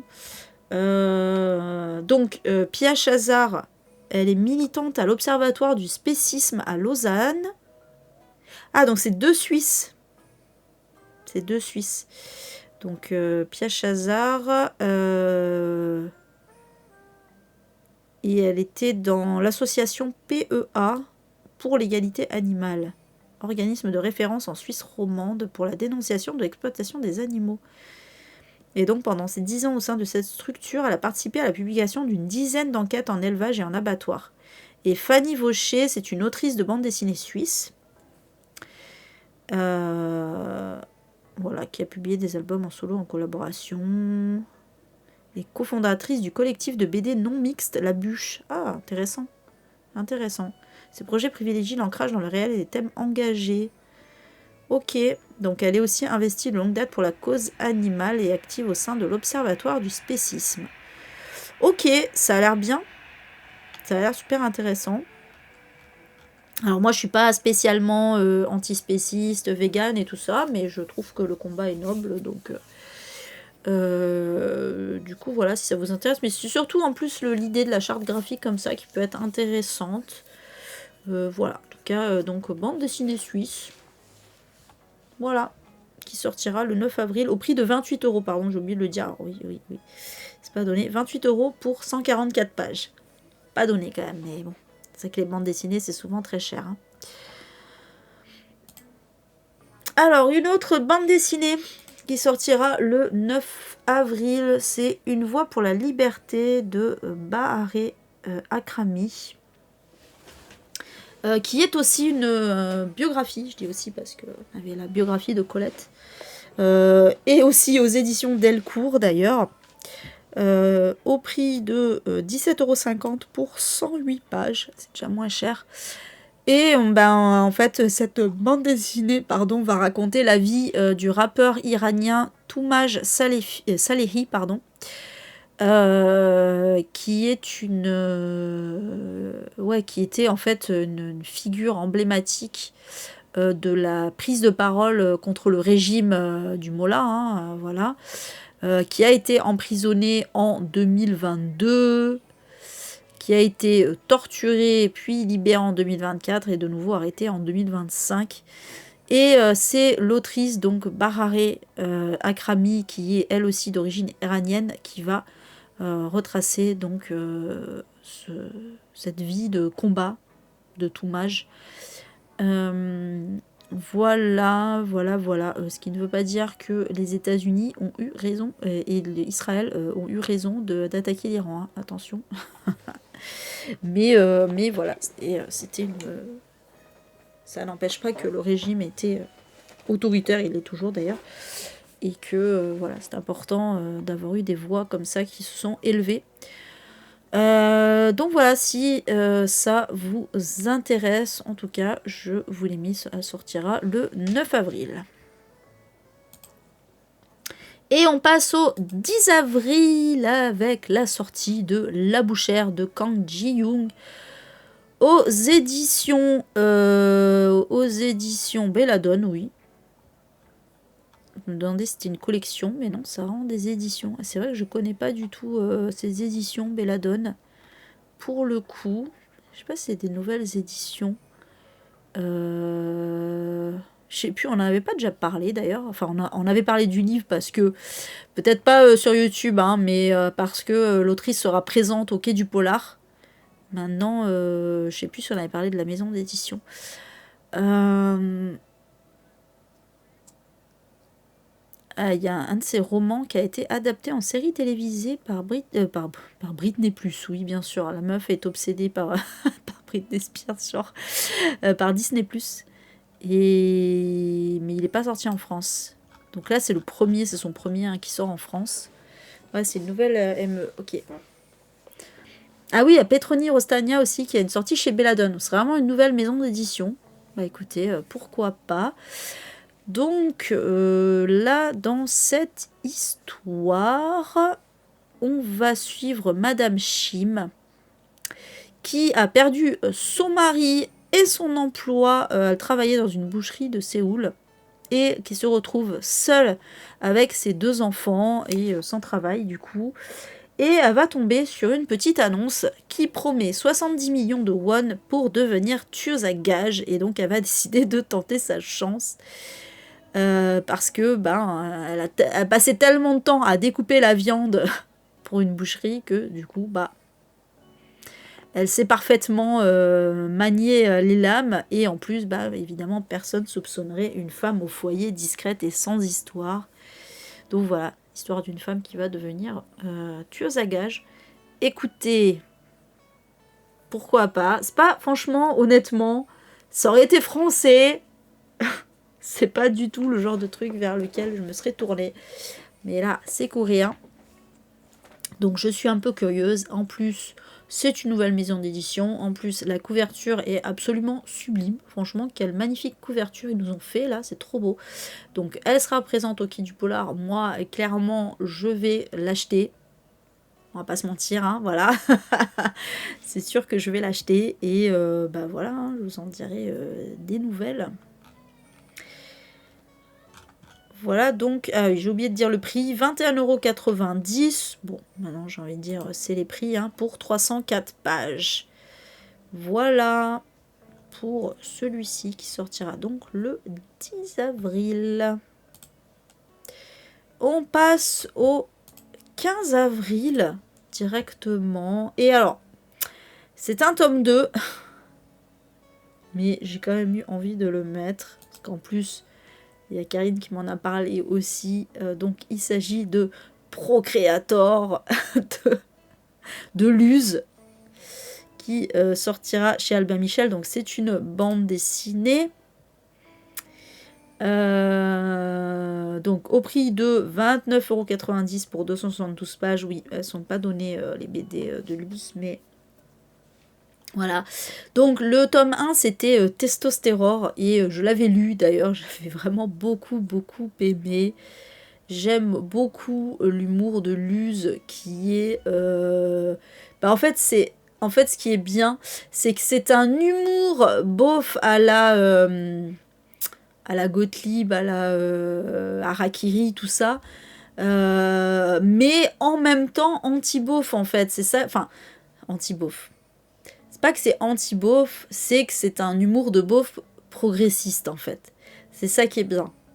En fait, il utilise son humour de beauf pour taper justement sur les gros boomers quoi. Hein. Typiquement c'est ça. Donc Luz, pour rappel historique, hein, c'est un ancien de Charlie Hebdo qui a quitté Charlie Hebdo parce que Charlie Hebdo est devenu maintenant très très conservateur, hein, on va pas se mentir. Charlie Hebdo a tourné totalement réac. Voilà, Charlie Hebdo est devenu totalement réac. Maintenant, c'est fini l'impertinence de gauche de Charlie Hebdo. Et Luz est parti avant que ça sombre complètement, hein, et il a eu raison, puisque Luz, pour le coup, lui, c'est pas du tout quelqu'un de réac, c'est quelqu'un de très progressiste. Et c'est pour ça que j'aime bien, quoi. Je pense que c'est bien d'avoir ce genre d'humour qui, du coup, c'est un truc qui peut être un peu rassembleur, parce qu'il y a ce truc, il y a cette touche beauf qu'on aimait bien chez Charlie Hebdo, un peu beauf, un peu provocateur, un peu edgy, quoi. Et tout en dénonçant justement tout ce qui est réactionnaire, tout ce qui est un peu facho, voilà quoi. Et oui, je sais pas si ça peut se lire indépendamment, parce que c'est quand même ça. Alors ça reste c'est une suite de Testostérore, mais oui, après bon, je pense que c'est pas une suite directe non plus, dans le sens où il faut absolument avoir lu le premier pour lire la suite, je ne sais pas. Puisque donc dans Testostérore, en fait, il y avait une épidémie qui faisait chuter la testostérone des hommes. Et du coup là, donc en fait, on suivait un personnage qui s'appelait Jean Pat. Jean Pat, qui était au début de l'histoire Testostérore, voilà, un gros beauf, vraiment avec tous les clichés du beauf, et qui finalement va apprendre un petit peu, va se déconstruire entre guillemets, hein, voilà. Et là, dans cette histoire, en fait, du coup, suite à cette épidémie, la France doit combattre une chute de la natalité. Et du coup, il va falloir réarmer démocratiquement, démocratiquement. Le lapsus est pas mal. Réarmer démographiquement, pardon, comme dirait Macron. Et donc, en fait, il y a un ministère de la fertilité qui a été créé. Et notamment, il y a, en fait, on va resuivre Jean Pat, hein, voilà, qui va partir en vacances, voilà. Et du coup, on va suivre un peu leurs aventures sur fond de cette histoire-là. Et en fait, il va y avoir une télé-réalité qui va être créée, qui s'appelle Fertile de France, à la recherche du grand fécond. J'adore trop l'humour de Luz. Ça me fait mourir de rire. Et du coup, justement, donc Fertile de France, c'est une émission de télé-réalité où, en fait, on va suivre donc cette émission avec une camionnette qui va faire le tour des plages de France pour trouver donc l'homme qui sera le plus fertile. Ou les hommes, je sais pas trop d'ailleurs. Ça a l'air trop drôle. Ça a l'air absolument merveilleux, donc j'imagine qu'il y aura Jean Pat dans cette histoire. Moi j'adore. Franchement, c'est tellement ma cam, ce genre de truc, parce que moi j'aime bien les trucs de beauf. Seul truc que j'aime pas dans les trucs de beauf, c'est que c'est souvent justement ultra réac, sexiste, homophobe et tout, quoi. Et là, justement, c'est Luz, donc c'est l'inverse. C'est ça qui est absolument génial, en fait. C'est ça qui est trop bien. Quelle bonne idée, quoi. Quelle bonne idée. Quelle bonne idée de faire des trucs de beauf, mais en même temps woke, quoi. C'est merveilleux. Donc voilà, je sens que ça va être encore bien drôle, celui-ci. Ouais, c'est sûr que trop envie de l'acheter, quoi. Donc ça sortira le 15 avril, voilà. Et autre BD beaucoup moins drôle, par contre beaucoup moins fun, qui sortira le 15 avril également. Il s'agit de Tchernobyl, la pire catastrophe nucléaire de l'histoire, de Natasha Bustos et Bustos plutôt, je pense, et Francisco Sanchez, je pense qu'ils sont espagnols. Et donc dans cette histoire, on va nous raconter ce qui s'est passé donc en 1986, le 26 avril 1986. Et notamment, en fait, on va suivre une famille qui, au lendemain de la catastrophe nucléaire, en fait, a été contraint donc de quitter son foyer, en étant persuadé qu'il serait de retour au bout de quelques jours, parce que en fait, les gens à l'époque rappellent qu'à l'époque, personne ne connaissait les conséquences d'une telle catastrophe, en fait. Les gens pensaient que, bon, il y avait eu une explosion, il y a eu des morts, etc., mais que tout allait être reconstruit, et que voilà, on allait pouvoir, voilà, tout avait été évacué suite à l'accident, et que tout allait être reconstruit, et qu'on allait pouvoir réintégrer, tout le monde allait pouvoir réintégrer son foyer, voilà, hein, quelques jours plus tard. Sauf que non, en fait, hein, sauf que non, évidemment, puisque tout a été décimé. Et du coup, voilà, 40 ans après, parce que oui, c'est ça le truc, c'est que voilà, c'est vraiment pour les 40 ans de cette triste commémoration du quarantenaire, donc de cette catastrophe. On va nous raconter un petit peu ce qu'il y a eu aussi autour de ça, hein, voilà. Hein. C'est pas seulement une catastrophe, c'est toutes les conséquences que ça a pu avoir, notamment politiquement aussi, hein, je pense. Voilà, donc très intéressant. Très très intéressant. Voilà. D'ailleurs, j'avais une amie dans ma boîte ukrainienne qui était née en mai 86 en Ukraine.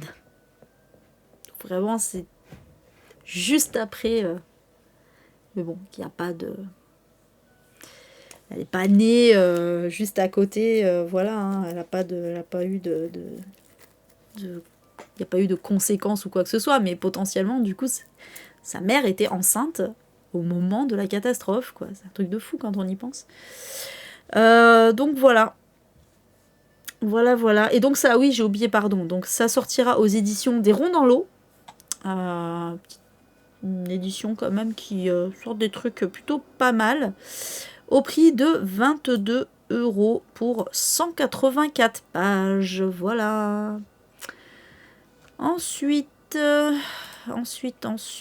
on passe au 16 avril avec la sortie d'un roman plutôt léger qui s'appelle Cascabel, enquêtrice gentleman. Et donc l'auteur c'est Joe Hipp, H-E-A-P, Hip Hep, je sais pas. C'est les Hep, je sais pas. Ça sortira aux éditions Nathan. Donc c'est du young adulte, voire du jeunesse. Mais j'aime bien l'idée, voilà, donc je l'ai mis. On est en Angleterre en 1810. Et il va y avoir un meurtre à l'université d'Oxford. C'est un membre d'un club, le club des mauvais garçons, super le nom du club, qui va être retrouvé assassiné. Et l'un de ses camarades va être accusé. Il s'agit de Thomas. Sauf que, en fait, Thomas, c'est pas un garçon. Thomas, c'est en réalité une jeune femme qui s'appelle Cascabel. Voilà.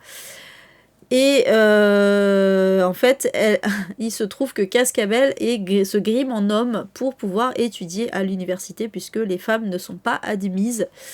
Et le problème, c'est que, comme elle est accusée de meurtre, en plus sous son identité masculine, elle va décider d'enquêter pour pouvoir prouver qu'elle n'est pas l'autrice de ce meurtre. Et voilà. Et en fait, il y a un côté un peu Dark Academia, hein, voilà. Il y a un côté un peu Sherlock Holmes aussi, voilà. Donc c'est pas mal. Et puis le fait en plus que ce soit une femme grimée en homme, voilà, il y a quand même un petit côté queer aussi, donc c'est intéressant. Voilà, c'est intéressant, j'aime bien l'idée pour un petit roman jeunesse. Encore une couverture violette. Il y a beaucoup de violet dans cette sélection. Alors c'est la couleur du féminisme, hein, mais... Bref, voilà en tout cas. Et donc ça sera au prix de 17,95 € pour 384 pages. Oui, comme c'est un livre jeunesse, c'est moins cher. Voilà.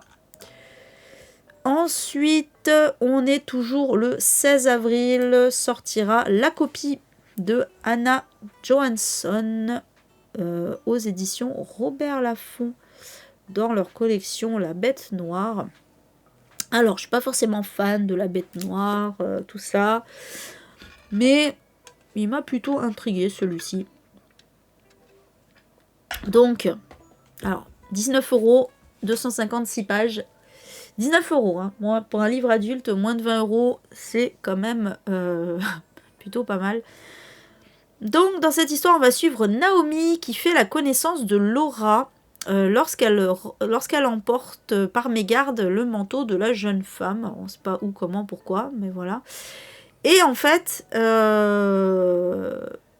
deux jeunes femmes vont apprendre à se connaître au fil des rencontres et vont finir par se mettre en couple et même emménager ensemble. Mais le problème, c'est que Laura passe ses journées enfermée dans l'appartement parce qu'elle est obsédée par l'idée de ressembler toujours plus à Naomi. Voilà, et donc plus le temps va passer et plus Laura va se métamorphoser en Naomi, hein, enfin voilà. Et du coup, il va y avoir en fait une frontière qui va se brouiller entre elles deux. Et voilà, je sais pas, c'est présenté comme un roman de suspense psychologique, ou thriller psychologique, quoi. Mais je trouve que cette idée est un peu originale. Et je sais pas, voilà, ce qu'il va y avoir derrière, mais ça m'intrigue beaucoup, je trouve. Je trouve que ça, voilà, je trouve que c'est très intriguant. Donc je l'ai mis. J'avoue que je suis assez curieuse de le lire. Alors je sais pas si j'achèterai après 19 €, il est pas très cher. Peut-être j'attendrai la sortie poche, je sais pas, ou en e-book, j'en sais rien, mais il m'intrigue en tout cas. Voilà pour celui-ci. J'ai tout dit, oui. Ensuite, toujours le 16 avril, sortira When We Were Monsters de Jennifer Niven aux éditions Élégie, qui est une... En fait, c'est pas une édition, pardon, c'est une collection de Gallimard. Voilà. C'est les éditions Gallimard dans leur collection Élégie. Et donc c'est un young adulte, mais alors c'est apparemment une sortie très attendue. Donc j'étais un peu intriguée. Alors il est à 17,90 € pour 368 pages. Alors, donc, je l'ai mis parce que déjà, bon, roman gothique. Roman gothique dans la lignée du Maître des Illusions de Donatarte. Alors attention, la barre est placée très haut là.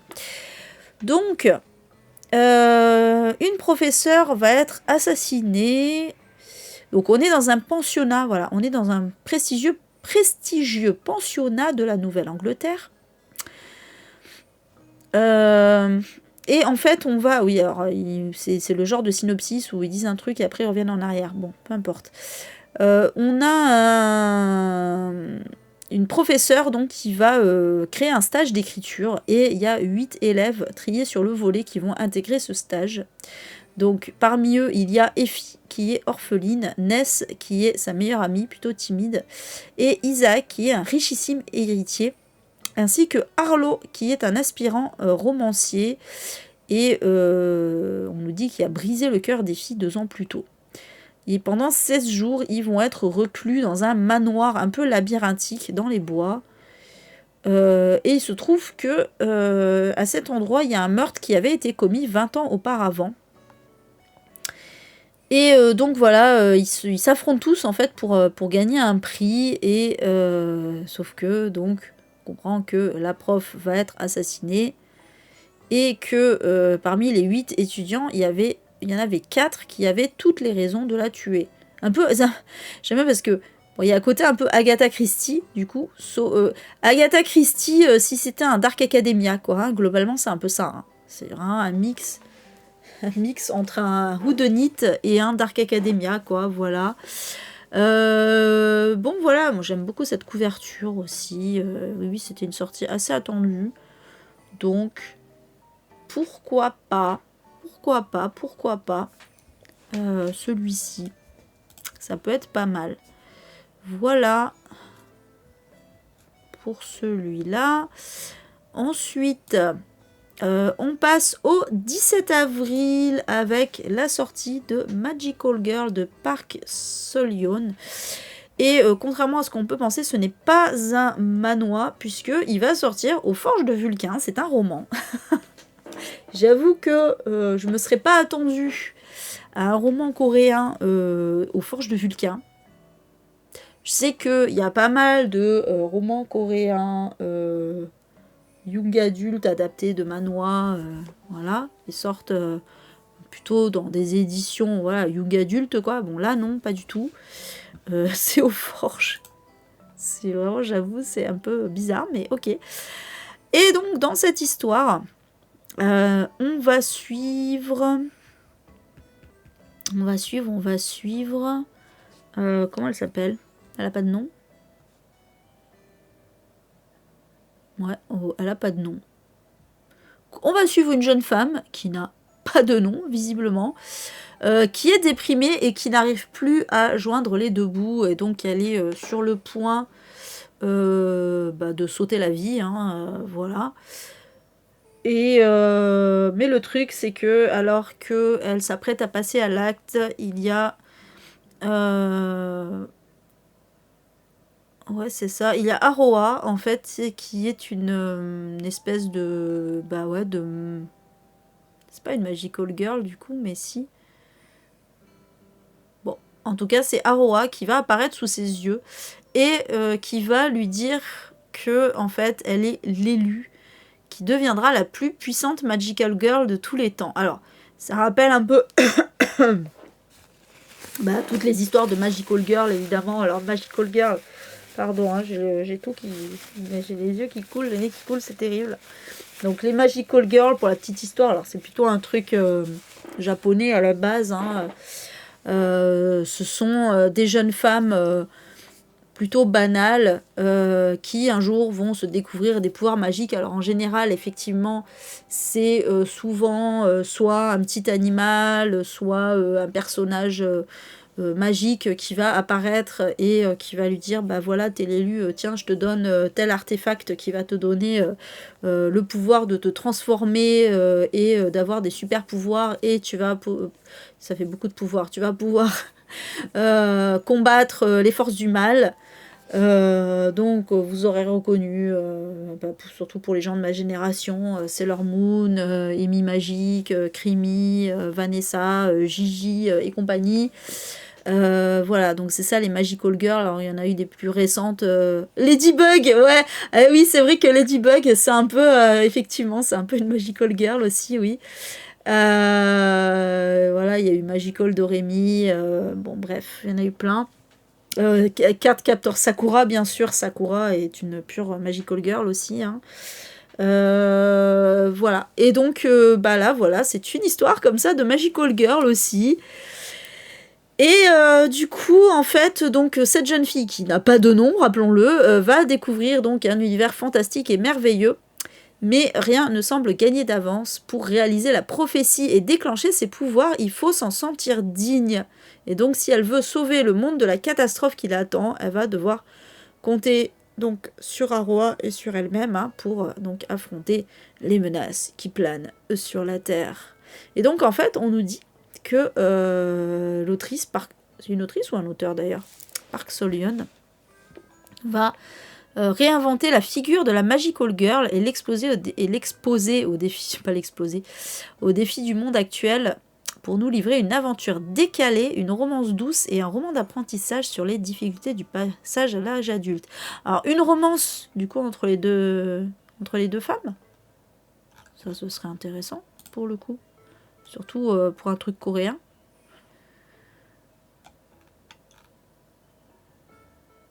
Je regarde... Ah, c'est l'autrice qui a fait Je t'aime Ria. C'était un livre de chez Matin Calme, là. Ok, c'est l'autrice. D'accord, d'accord.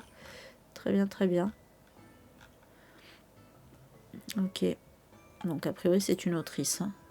Bon, voilà. Ça sera au prix de 18 € pour 160 pages. Il est super court, par contre, c'est abusé. 160 pages, c'est très court. Mais bon, aux Forges de Vulcain, je suis quand même super étonnée que les Forges de Vulcain publient ce genre de choses. Mais je me dis que s'ils ont fait ce choix-là, c'est qu'il y a quand même quelque chose de un peu subtil derrière, quoi. Je sais pas, c'est marrant quand même. Très bien. Écoutez, voilà, ça sortira le 17 avril. Ensuite, on saute au 22 avril avec la sortie de L'été où je suis morte de Cécile Guillot et Nora Lake. Et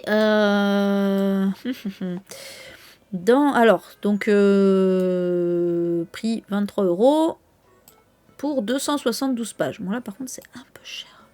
Pour le coup c'est un peu cher. Hein. Et ça sortira aux éditions Mnemos. Voilà, dans leur collection Naos. Elle est plus aux éditions du Chat Noir, Nora Lake, tiens. Elle était aux éditions du Chat Noir, je me souviens. Donc dans cette histoire, on est en 95 au début où Anna va disparaître lors de son séjour au camp Hollow Pines au cœur de l'Oregon.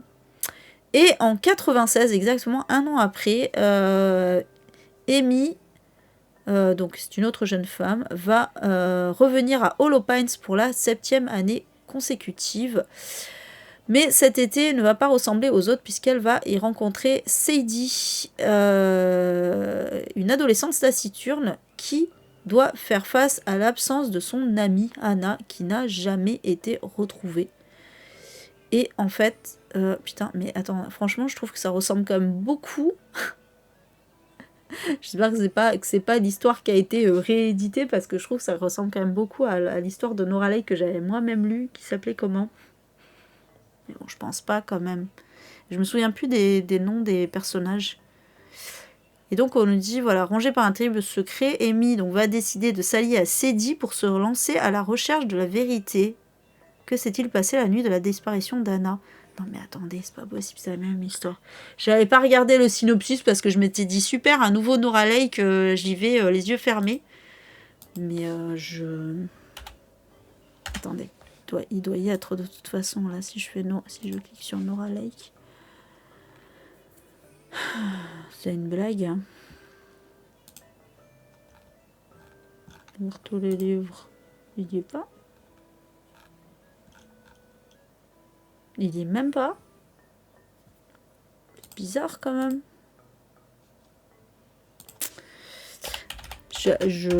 Pardon, hein, désolé, c'était pas. Putain. Mais sérieux quoi? Et pourquoi il me met Noroto? J'essaye de mettre Nora Lake et il me sort Noroto. Allô? Ce que font les filles à la nuit tombée. Merci. Alors attends. Putain. Vas-y, Babelio là. Putain, déconne pas. Ah voilà. Non, c'est pas les mêmes prénoms. Attendez, mais franchement, ça ressemble de fou, quoi. Franchement, on dirait la même histoire. Parce que c'est aussi deux jeunes filles. Voilà, c'est Thelma et Ava, qui n'ont rien en commun. Et en fait, donc il y a une amie de l'une d'elles qui a disparu l'année précédente. Et donc, elles vont s'allier pour retrouver ce qui s'est passé. On est d'accord que c'est la même histoire. c'est pas les mêmes prénoms. Nora, mais n'écris pas tout le temps la même histoire, enfin, Bon, après, peut-être ça, évidemment pas... J'imagine bien que ça va pas être tourné de la même façon. Ça va pas être la même histoire au final, mais le synopsis est quand même très très similaire, quoi. Alors après, voilà, Nora Lake, c'est du... C'est du body horror. C'est du fantastique. Un peu gothique aussi. Voilà, moi c'est tout ce que j'aime. Moi j'avais vraiment adoré ce que font les filles à la nuit tombée. Donc il y a de fortes chances que j'aime celui-ci aussi. Alors là il est écrit à 4 mains. Après je sais pas, Cécile Guillot je connais pas du tout. Je sais pas ce qu'elle fait en particulier, mais voilà. Voilà. Bon bah écoutez, ouais c'est assez curieux, mais c'est marrant. Et là oui c'est pas du tout, c'est pas la même édition. Donc voilà, ça sortira le 22 avril. Et toujours le 22. Alors vous avez vu encore du violet là. Putain, c'est un truc de fou. Très violet. Et toujours le 22 avril, même celui-là il est un peu violet aussi, sortira Never Ever After de Soulintan. Aux éditions, alors c'est Hugo, enfin c'est Stardust, c'est la collection fantastique, c'est la collection SFFF de Hugo. Voilà. Pour un prix de 24,95 €, mais c'est du hardback, donc le prix me semble très correct pour du hardback. En plus, il est absolument magnifique. Et en plus, il fait 576 pages. C'est quand même un beau bébé. Donc, du coup, je trouve que le prix est très correct. Donc, moi, sous Lintan, j'avais adoré... Comment elle s'appelle la fille de la lune, là. La fille de la lune, la fille de la déesse de la lune. Voilà, j'avais beaucoup aimé, mais j'avais pas lu la suite. Et là, c'est une nouvelle duologie. Voilà, c'est le premier tome d'une nouvelle duologie. Donc, elle est d'origine malaisienne, je crois, sous Lintan, de mémoire. Donc, dans cette histoire, on est dans un monde de fantasy, hein, voilà. Et on va suivre Yining, qui, après la mort de son oncle, et bon, j'imagine que c'était son oncle qui l'élevait, je pense, elle est devenue une voleuse sous la houlette féroce de sa tante, qui est donc sa tante par alliance pour le coup. Et un jour, elle va découvrir un bijou enchanté.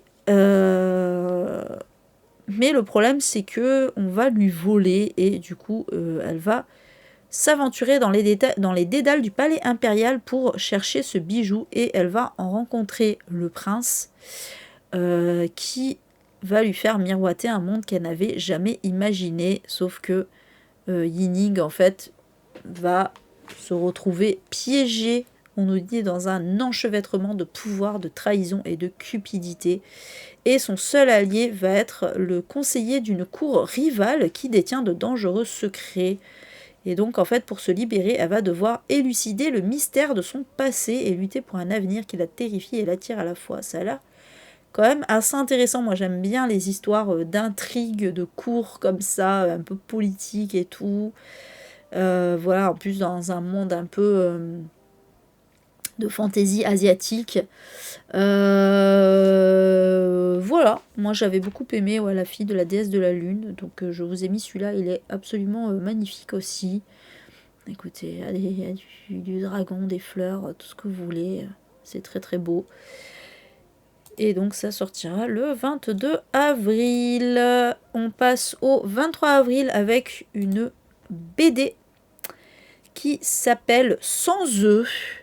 Et c'est écrit par Guillaume Anzo, Hakim El Karoui et Thierry Peck. Je ne suis pas sûre de la prononciation. Et il se trouve que en fait c'était les auteurs d'une BD qui s'appelait Marine Le Pen présidente, qui est une dystopie. Alors je pense pas que ce soit la même que celle que j'ai lue. C'est pas une BD. Si, c'était une BD, Marine Le Pen présidente. Parce que là c'est une BD en l'occurrence. Je crois. J'ai un doute. Si c'était dans les BD que je l'avais vu celui-ci. C'est chiant quand c'est pas précisé en fait. De mémoire. Ah, je suis pas sûre que ce soit une BD, j'ai un doute là du coup, merde. Attends, je suis persuadée d'avoir vu dans les BD celui-là. Eh ben je sais pas, mais non, en plus ça a pas l'air. L'autre ça a pas l'air d'une BD, la Marine Le Pen présidente. Parce que moi j'avais lu une BD qui était une dystopie dans laquelle justement Marine Le Pen était présidente. C'était ultra intéressant. Mais là c'est encore autre chose. Bon, en tout cas, c'est un livre. C'est sûr que si j'avais fait les diapos, j'aurais été obligée de faire une petite recherche là pour le coup. Donc on est dans une... Ouais, c'était ça, c'était La Présidente, le nom de la BD. C'était La Présidente. J'avais bien aimé cette BD. Donc on est en 2030 dans un roman d'anticipation. Ou BD, je sais pas. Où la France est dirigée par une extrême droite vieillissante qui a exclu jeunesse et immigrés. Et donc le pays sombre dans l'autoritarisme, la crise sanitaire et économique, mais des résistances vont émerger. Donc voilà, c'est un dystopie, on nous dit entre satire et politique fiction, proche d'un futur possible, oui, clairement. Et voilà, donc ça raconte, oui, voilà, que serait la France sans les immigrés. Plot twist, on serait dans la merde. Voilà. Regardez du coup.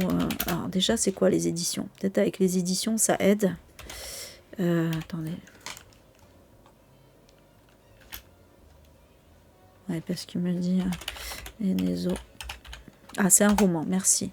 J'étais persuadée que c'était une BD. Ah oui, c'est un roman. Effectivement. C'est un roman. Et c'est aux éditions Les Petits Matins. Ouais, tu vois, même la maison d'édition m'aurait pas parlé pour le coup. Ok. Je connais pas du tout cette édition, quoi. Je connais pas du tout cette édition, Les Petits Matins. Moi, ça me fait penser aux Petits Malins. Gabi. La vie des tout petits. Je pense pas qu'on soit dans le même délire, là. Hein. Ok, donc c'est une édition qui publie des essais visiblement engagés. Putain, mais pourquoi je connaissais pas cette maison d'édition? La violence du foyer, forme intime de la domination, combat de la précarité alimentaire, inarrêtable, la décennie des femmes, la justice en procès, les populistes à l'assaut de l'état de droit, repenser l'économie sociale et solidaire de la crise de la modernité au bien vivre ensemble. Mais pourquoi je connais pas cette maison d'édition? Pour une IA sociale et solidaire. La panique démographique, une réponse féministe. Putain, mais c'est ouf, je connais pas cette maison d'édition. Allô? Je veux découvrir, en finir avec la culture du viol. Je veux découvrir, c'est pourquoi je connaissais pas cette maison d'édition. C'est un truc de fou quand même. Ah, bon. Mais ça a l'air assez récent, hein, parce que vraiment tous les livres là que je vois, c'est vraiment des trucs très très récents. Trump contre l'Europe. C'est des trucs... Ok. Très bien. Création en 2005. Ok. Ouais, donc ça a 20 ans, quoi. La purée. Bien, et je vais me pencher là-dessus. Ok, ouais, je connaissais La Fabrique hein, dans le même délire, mais ceux-là, là, les Petits Matins, je connaissais pas du tout. J'ai jamais vu leur livre nulle part, quoi. Comment ça se fait que j'ai jamais vu leur livre nulle part? C'est fou quand même. J'aurais dû voir chez des podcasteurs, des vidéastes qui en auraient parlé, mais non, même pas. Bon, ok, très bien. Voilà, écoutez, sans eux, en tout cas, ça a l'air très intéressant. Et donc, ça sortira au prix de 20 €. Mais j'ai pas le nombre de pages. On passe au 24 avril. On change de délire. Avec une histoire qui finit mal de Evelyn Clark. Alors, sachez que Evelyn Clark, ce n'est pas une personne, c'est un duo d'autrices qui sont connus puisque c'est V.E. Schwab et Kat Clark. Voilà. Moi j'adore Kat Clark. Tiens, purée, ça faisait longtemps qu'elle n'avait pas sorti de truc en plus, Kat Clark. Je pensais qu'elle écrivait même plus, quoi. Je me dis, bon, ben. Voilà, elle est sortie. Alors, oui, c'est vrai que. Elle faisait des young adultes qui tiraient un peu sur le thriller. C'est vrai, par moment, même si c'était plus du contemporain, un peu engagé, pour le coup. Et là, on part sur un truc, on est sur un whodunit pour le coup, hein, avec V.E. Schwab qui, elle, fait plus normalement du fantastique, fantasy. Bon, écoutez, franchement, cette rencontre est un peu improbable, je trouve, mis à part qu'elles font toutes les deux plutôt du young adulte, elles ont pas vraiment grand-chose en commun, mais pourquoi pas. Et donc, ouais, moi, j'ai jamais lu cette autrice, Natacha. J'ai jamais lu, mais moi j'aime beaucoup Kat Clark. Alors bah écoute, si tu me dis que t'aimes V.E. Schwab, bah, c'est bien, c'est la rencontre des deux. Et donc, c'est très Inception cette couverture d'ailleurs, un livre sur un livre sur un livre, on dirait. Et donc dans cette histoire, on est en Écosse. On est en Écosse. Et en fait, il y a un auteur de polar qui est décédé, qui s'appelait Arthur Fletch, qui était mondialement célèbre. Et le truc, c'est qu'il était en train d'écrire son dernier roman, et du coup, bah, son dernier roman ne sortira jamais. Et en fait, il y a 6 écrivains qui vont recevoir une invitation à rejoindre l'île écossaise privée de l'auteur pour tenter d'achever son manuscrit. Et à la clé, il va y avoir une récompense, évidemment, un contrat d'édition. Et donc, sachant que les 6 auteurs sont un petit peu en galère, ben forcément, ils vont sauter sur l'occasion. C'est marrant parce qu'il y avait tout à l'heure une Dark Academia où on avait aussi des gens qui s'affrontaient dans l'écriture. Donc voilà, décidément, des concours d'écriture, hein.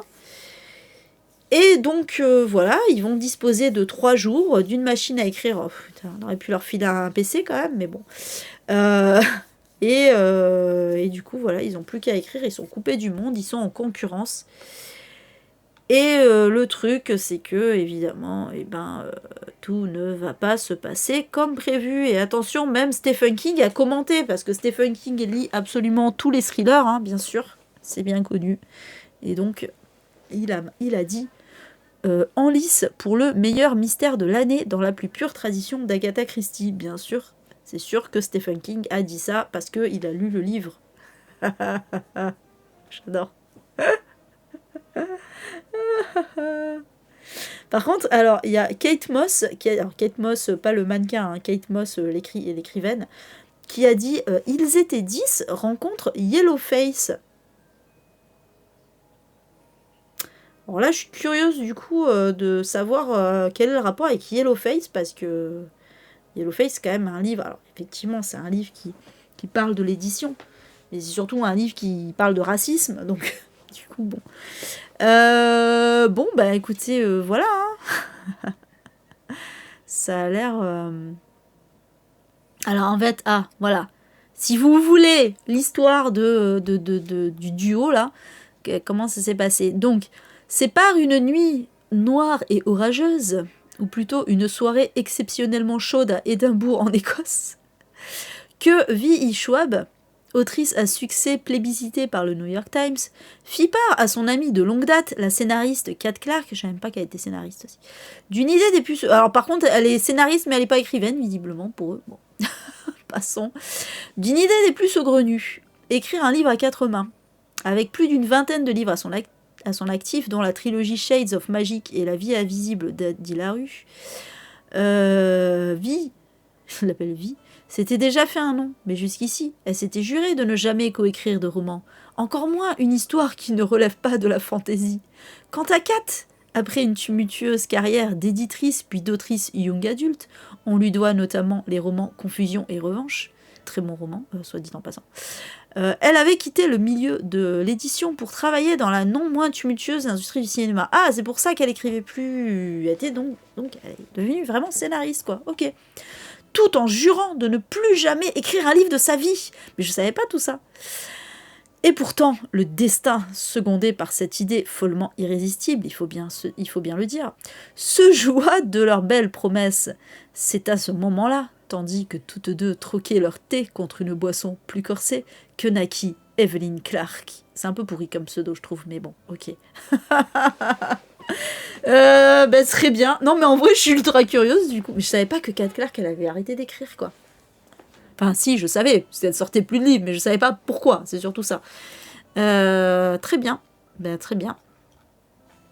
Écoutez, voilà. Ça a l'air bien. Ça a l'air trop bien. Voilà, ça sortira donc le 24 avril, 21,90 €, j'ai oublié de préciser, pour 512 pages. Ça va. Le prix, pour le coup, là, ça va. Et qui c'est qui va l'acheter? C'est Bibi, je sens. Et donc là, on n'est pas dans du young adulte. Hein. Là, c'est pas du young adulte. Hein. C'est un thriller. C'est un thriller adulte. Écrit par une meuf qui fait du young adulte et une meuf qui fait de la fantaisie. Parce que, pourquoi pas? Allez. Allez, et le dernier de la sélection. Le 30 avril sortira, alors cette fois c'est bien une BD, cette fois j'en suis sûre, Pépouze, j'aime bien le titre, de Thomas Vieille, Claire Lou et Claire P. Et donc c'est une BD jeunesse, hein, on peut le dire, mais j'aime beaucoup l'idée, puisque on va suivre une chevalière. Alors normalement, il me semble qu'on dit une chevaleresse, mais ils ont décidé de dire une chevalière. Pourquoi pas. C'est une chevalière qui s'appelle... Moi, chevalière, ça fait trop penser à la bague, mais bon, c'est bien de se réapproprier les termes aussi, alors pourquoi pas. Qui s'appelle Anissa, et qui s'est donné une mission, libérer les princesses des 32 royaumes alentours, pour leur éviter l'éternel destin de se marier avec le premier prince ou chevalier venu. Et du coup, en fait, à chaque fois qu'elle libère les princesses, elle les accueille chez elle, au clos Pépouze, où l'on pratique jardinage et yoga. C'est magnifique. Bon, le problème, c'est que les chevaliers et les princes, ils sont pas très contents. Bah oui, parce qu'on leur pique leurs meufs, quand même. Enfin, leurs meufs, en tout cas, les meufs qui veulent convoiter, quoi. Et donc ils vont décider de se débarrasser d'Anissa, et évidemment il va y avoir une confrontation, et en fait pour remporter la victoire, Anissa va devoir dérober l'énigmatique trésor de Merlin. Voilà, donc et donc elle va devoir affronter des sorcières, des trolls, des enchanteresses, tout ça. Et pendant ce temps, pendant qu'elle part donc dans sa quête, dans sa mission là, et les princesses, elles restent au clos Pépouze et elles sont un peu livrées à elles-mêmes. Voilà, donc ça a l'air très drôle, ça a l'air plutôt cool, un peu empouvoirant pour les filles, hein, voilà. Et donc voilà, j'aime bien l'idée. Ça sortira aux éditions... Est-ce que j'ai dit, au fait, les éditions de Evelyn Clark? Non, j'ai pas dit, pardon. C'était aux éditions Verso. Et là, ça sortira aux éditions Nathan pour un prix de 22 € et 192 pages. Voilà. Et c'est bon. J'ai tout fait. Voilà, donc j'espère, on va revenir par ici, j'espère du coup que ces sorties vous auront intéressé. Moi oui, moi oui, j'avoue que voilà, il y a quelques livres qui me font pas mal envie. Et du coup on va se retrouver, je ne sais pas quand, je vous avoue, parce que je suis pas sûre de faire un live jeudi, enfin, et si j'en fais un, je doute que ce soit un truc enregistré. Donc du coup je pense que la prochaine vidéo ce sera le tag du mois de mars. déjà, putain. Voilà. Dimanche prochain, ouais, ce sera le tag du mois. Voilà, d'ici là, et ben écoutez, passez une bonne semaine et bon courage, et puis bon courage avec le changement d'heure aussi. On sait que c'est pas très évident dans ce sens-là. Et à la prochaine vidéo. Bisous bisous. Miaou.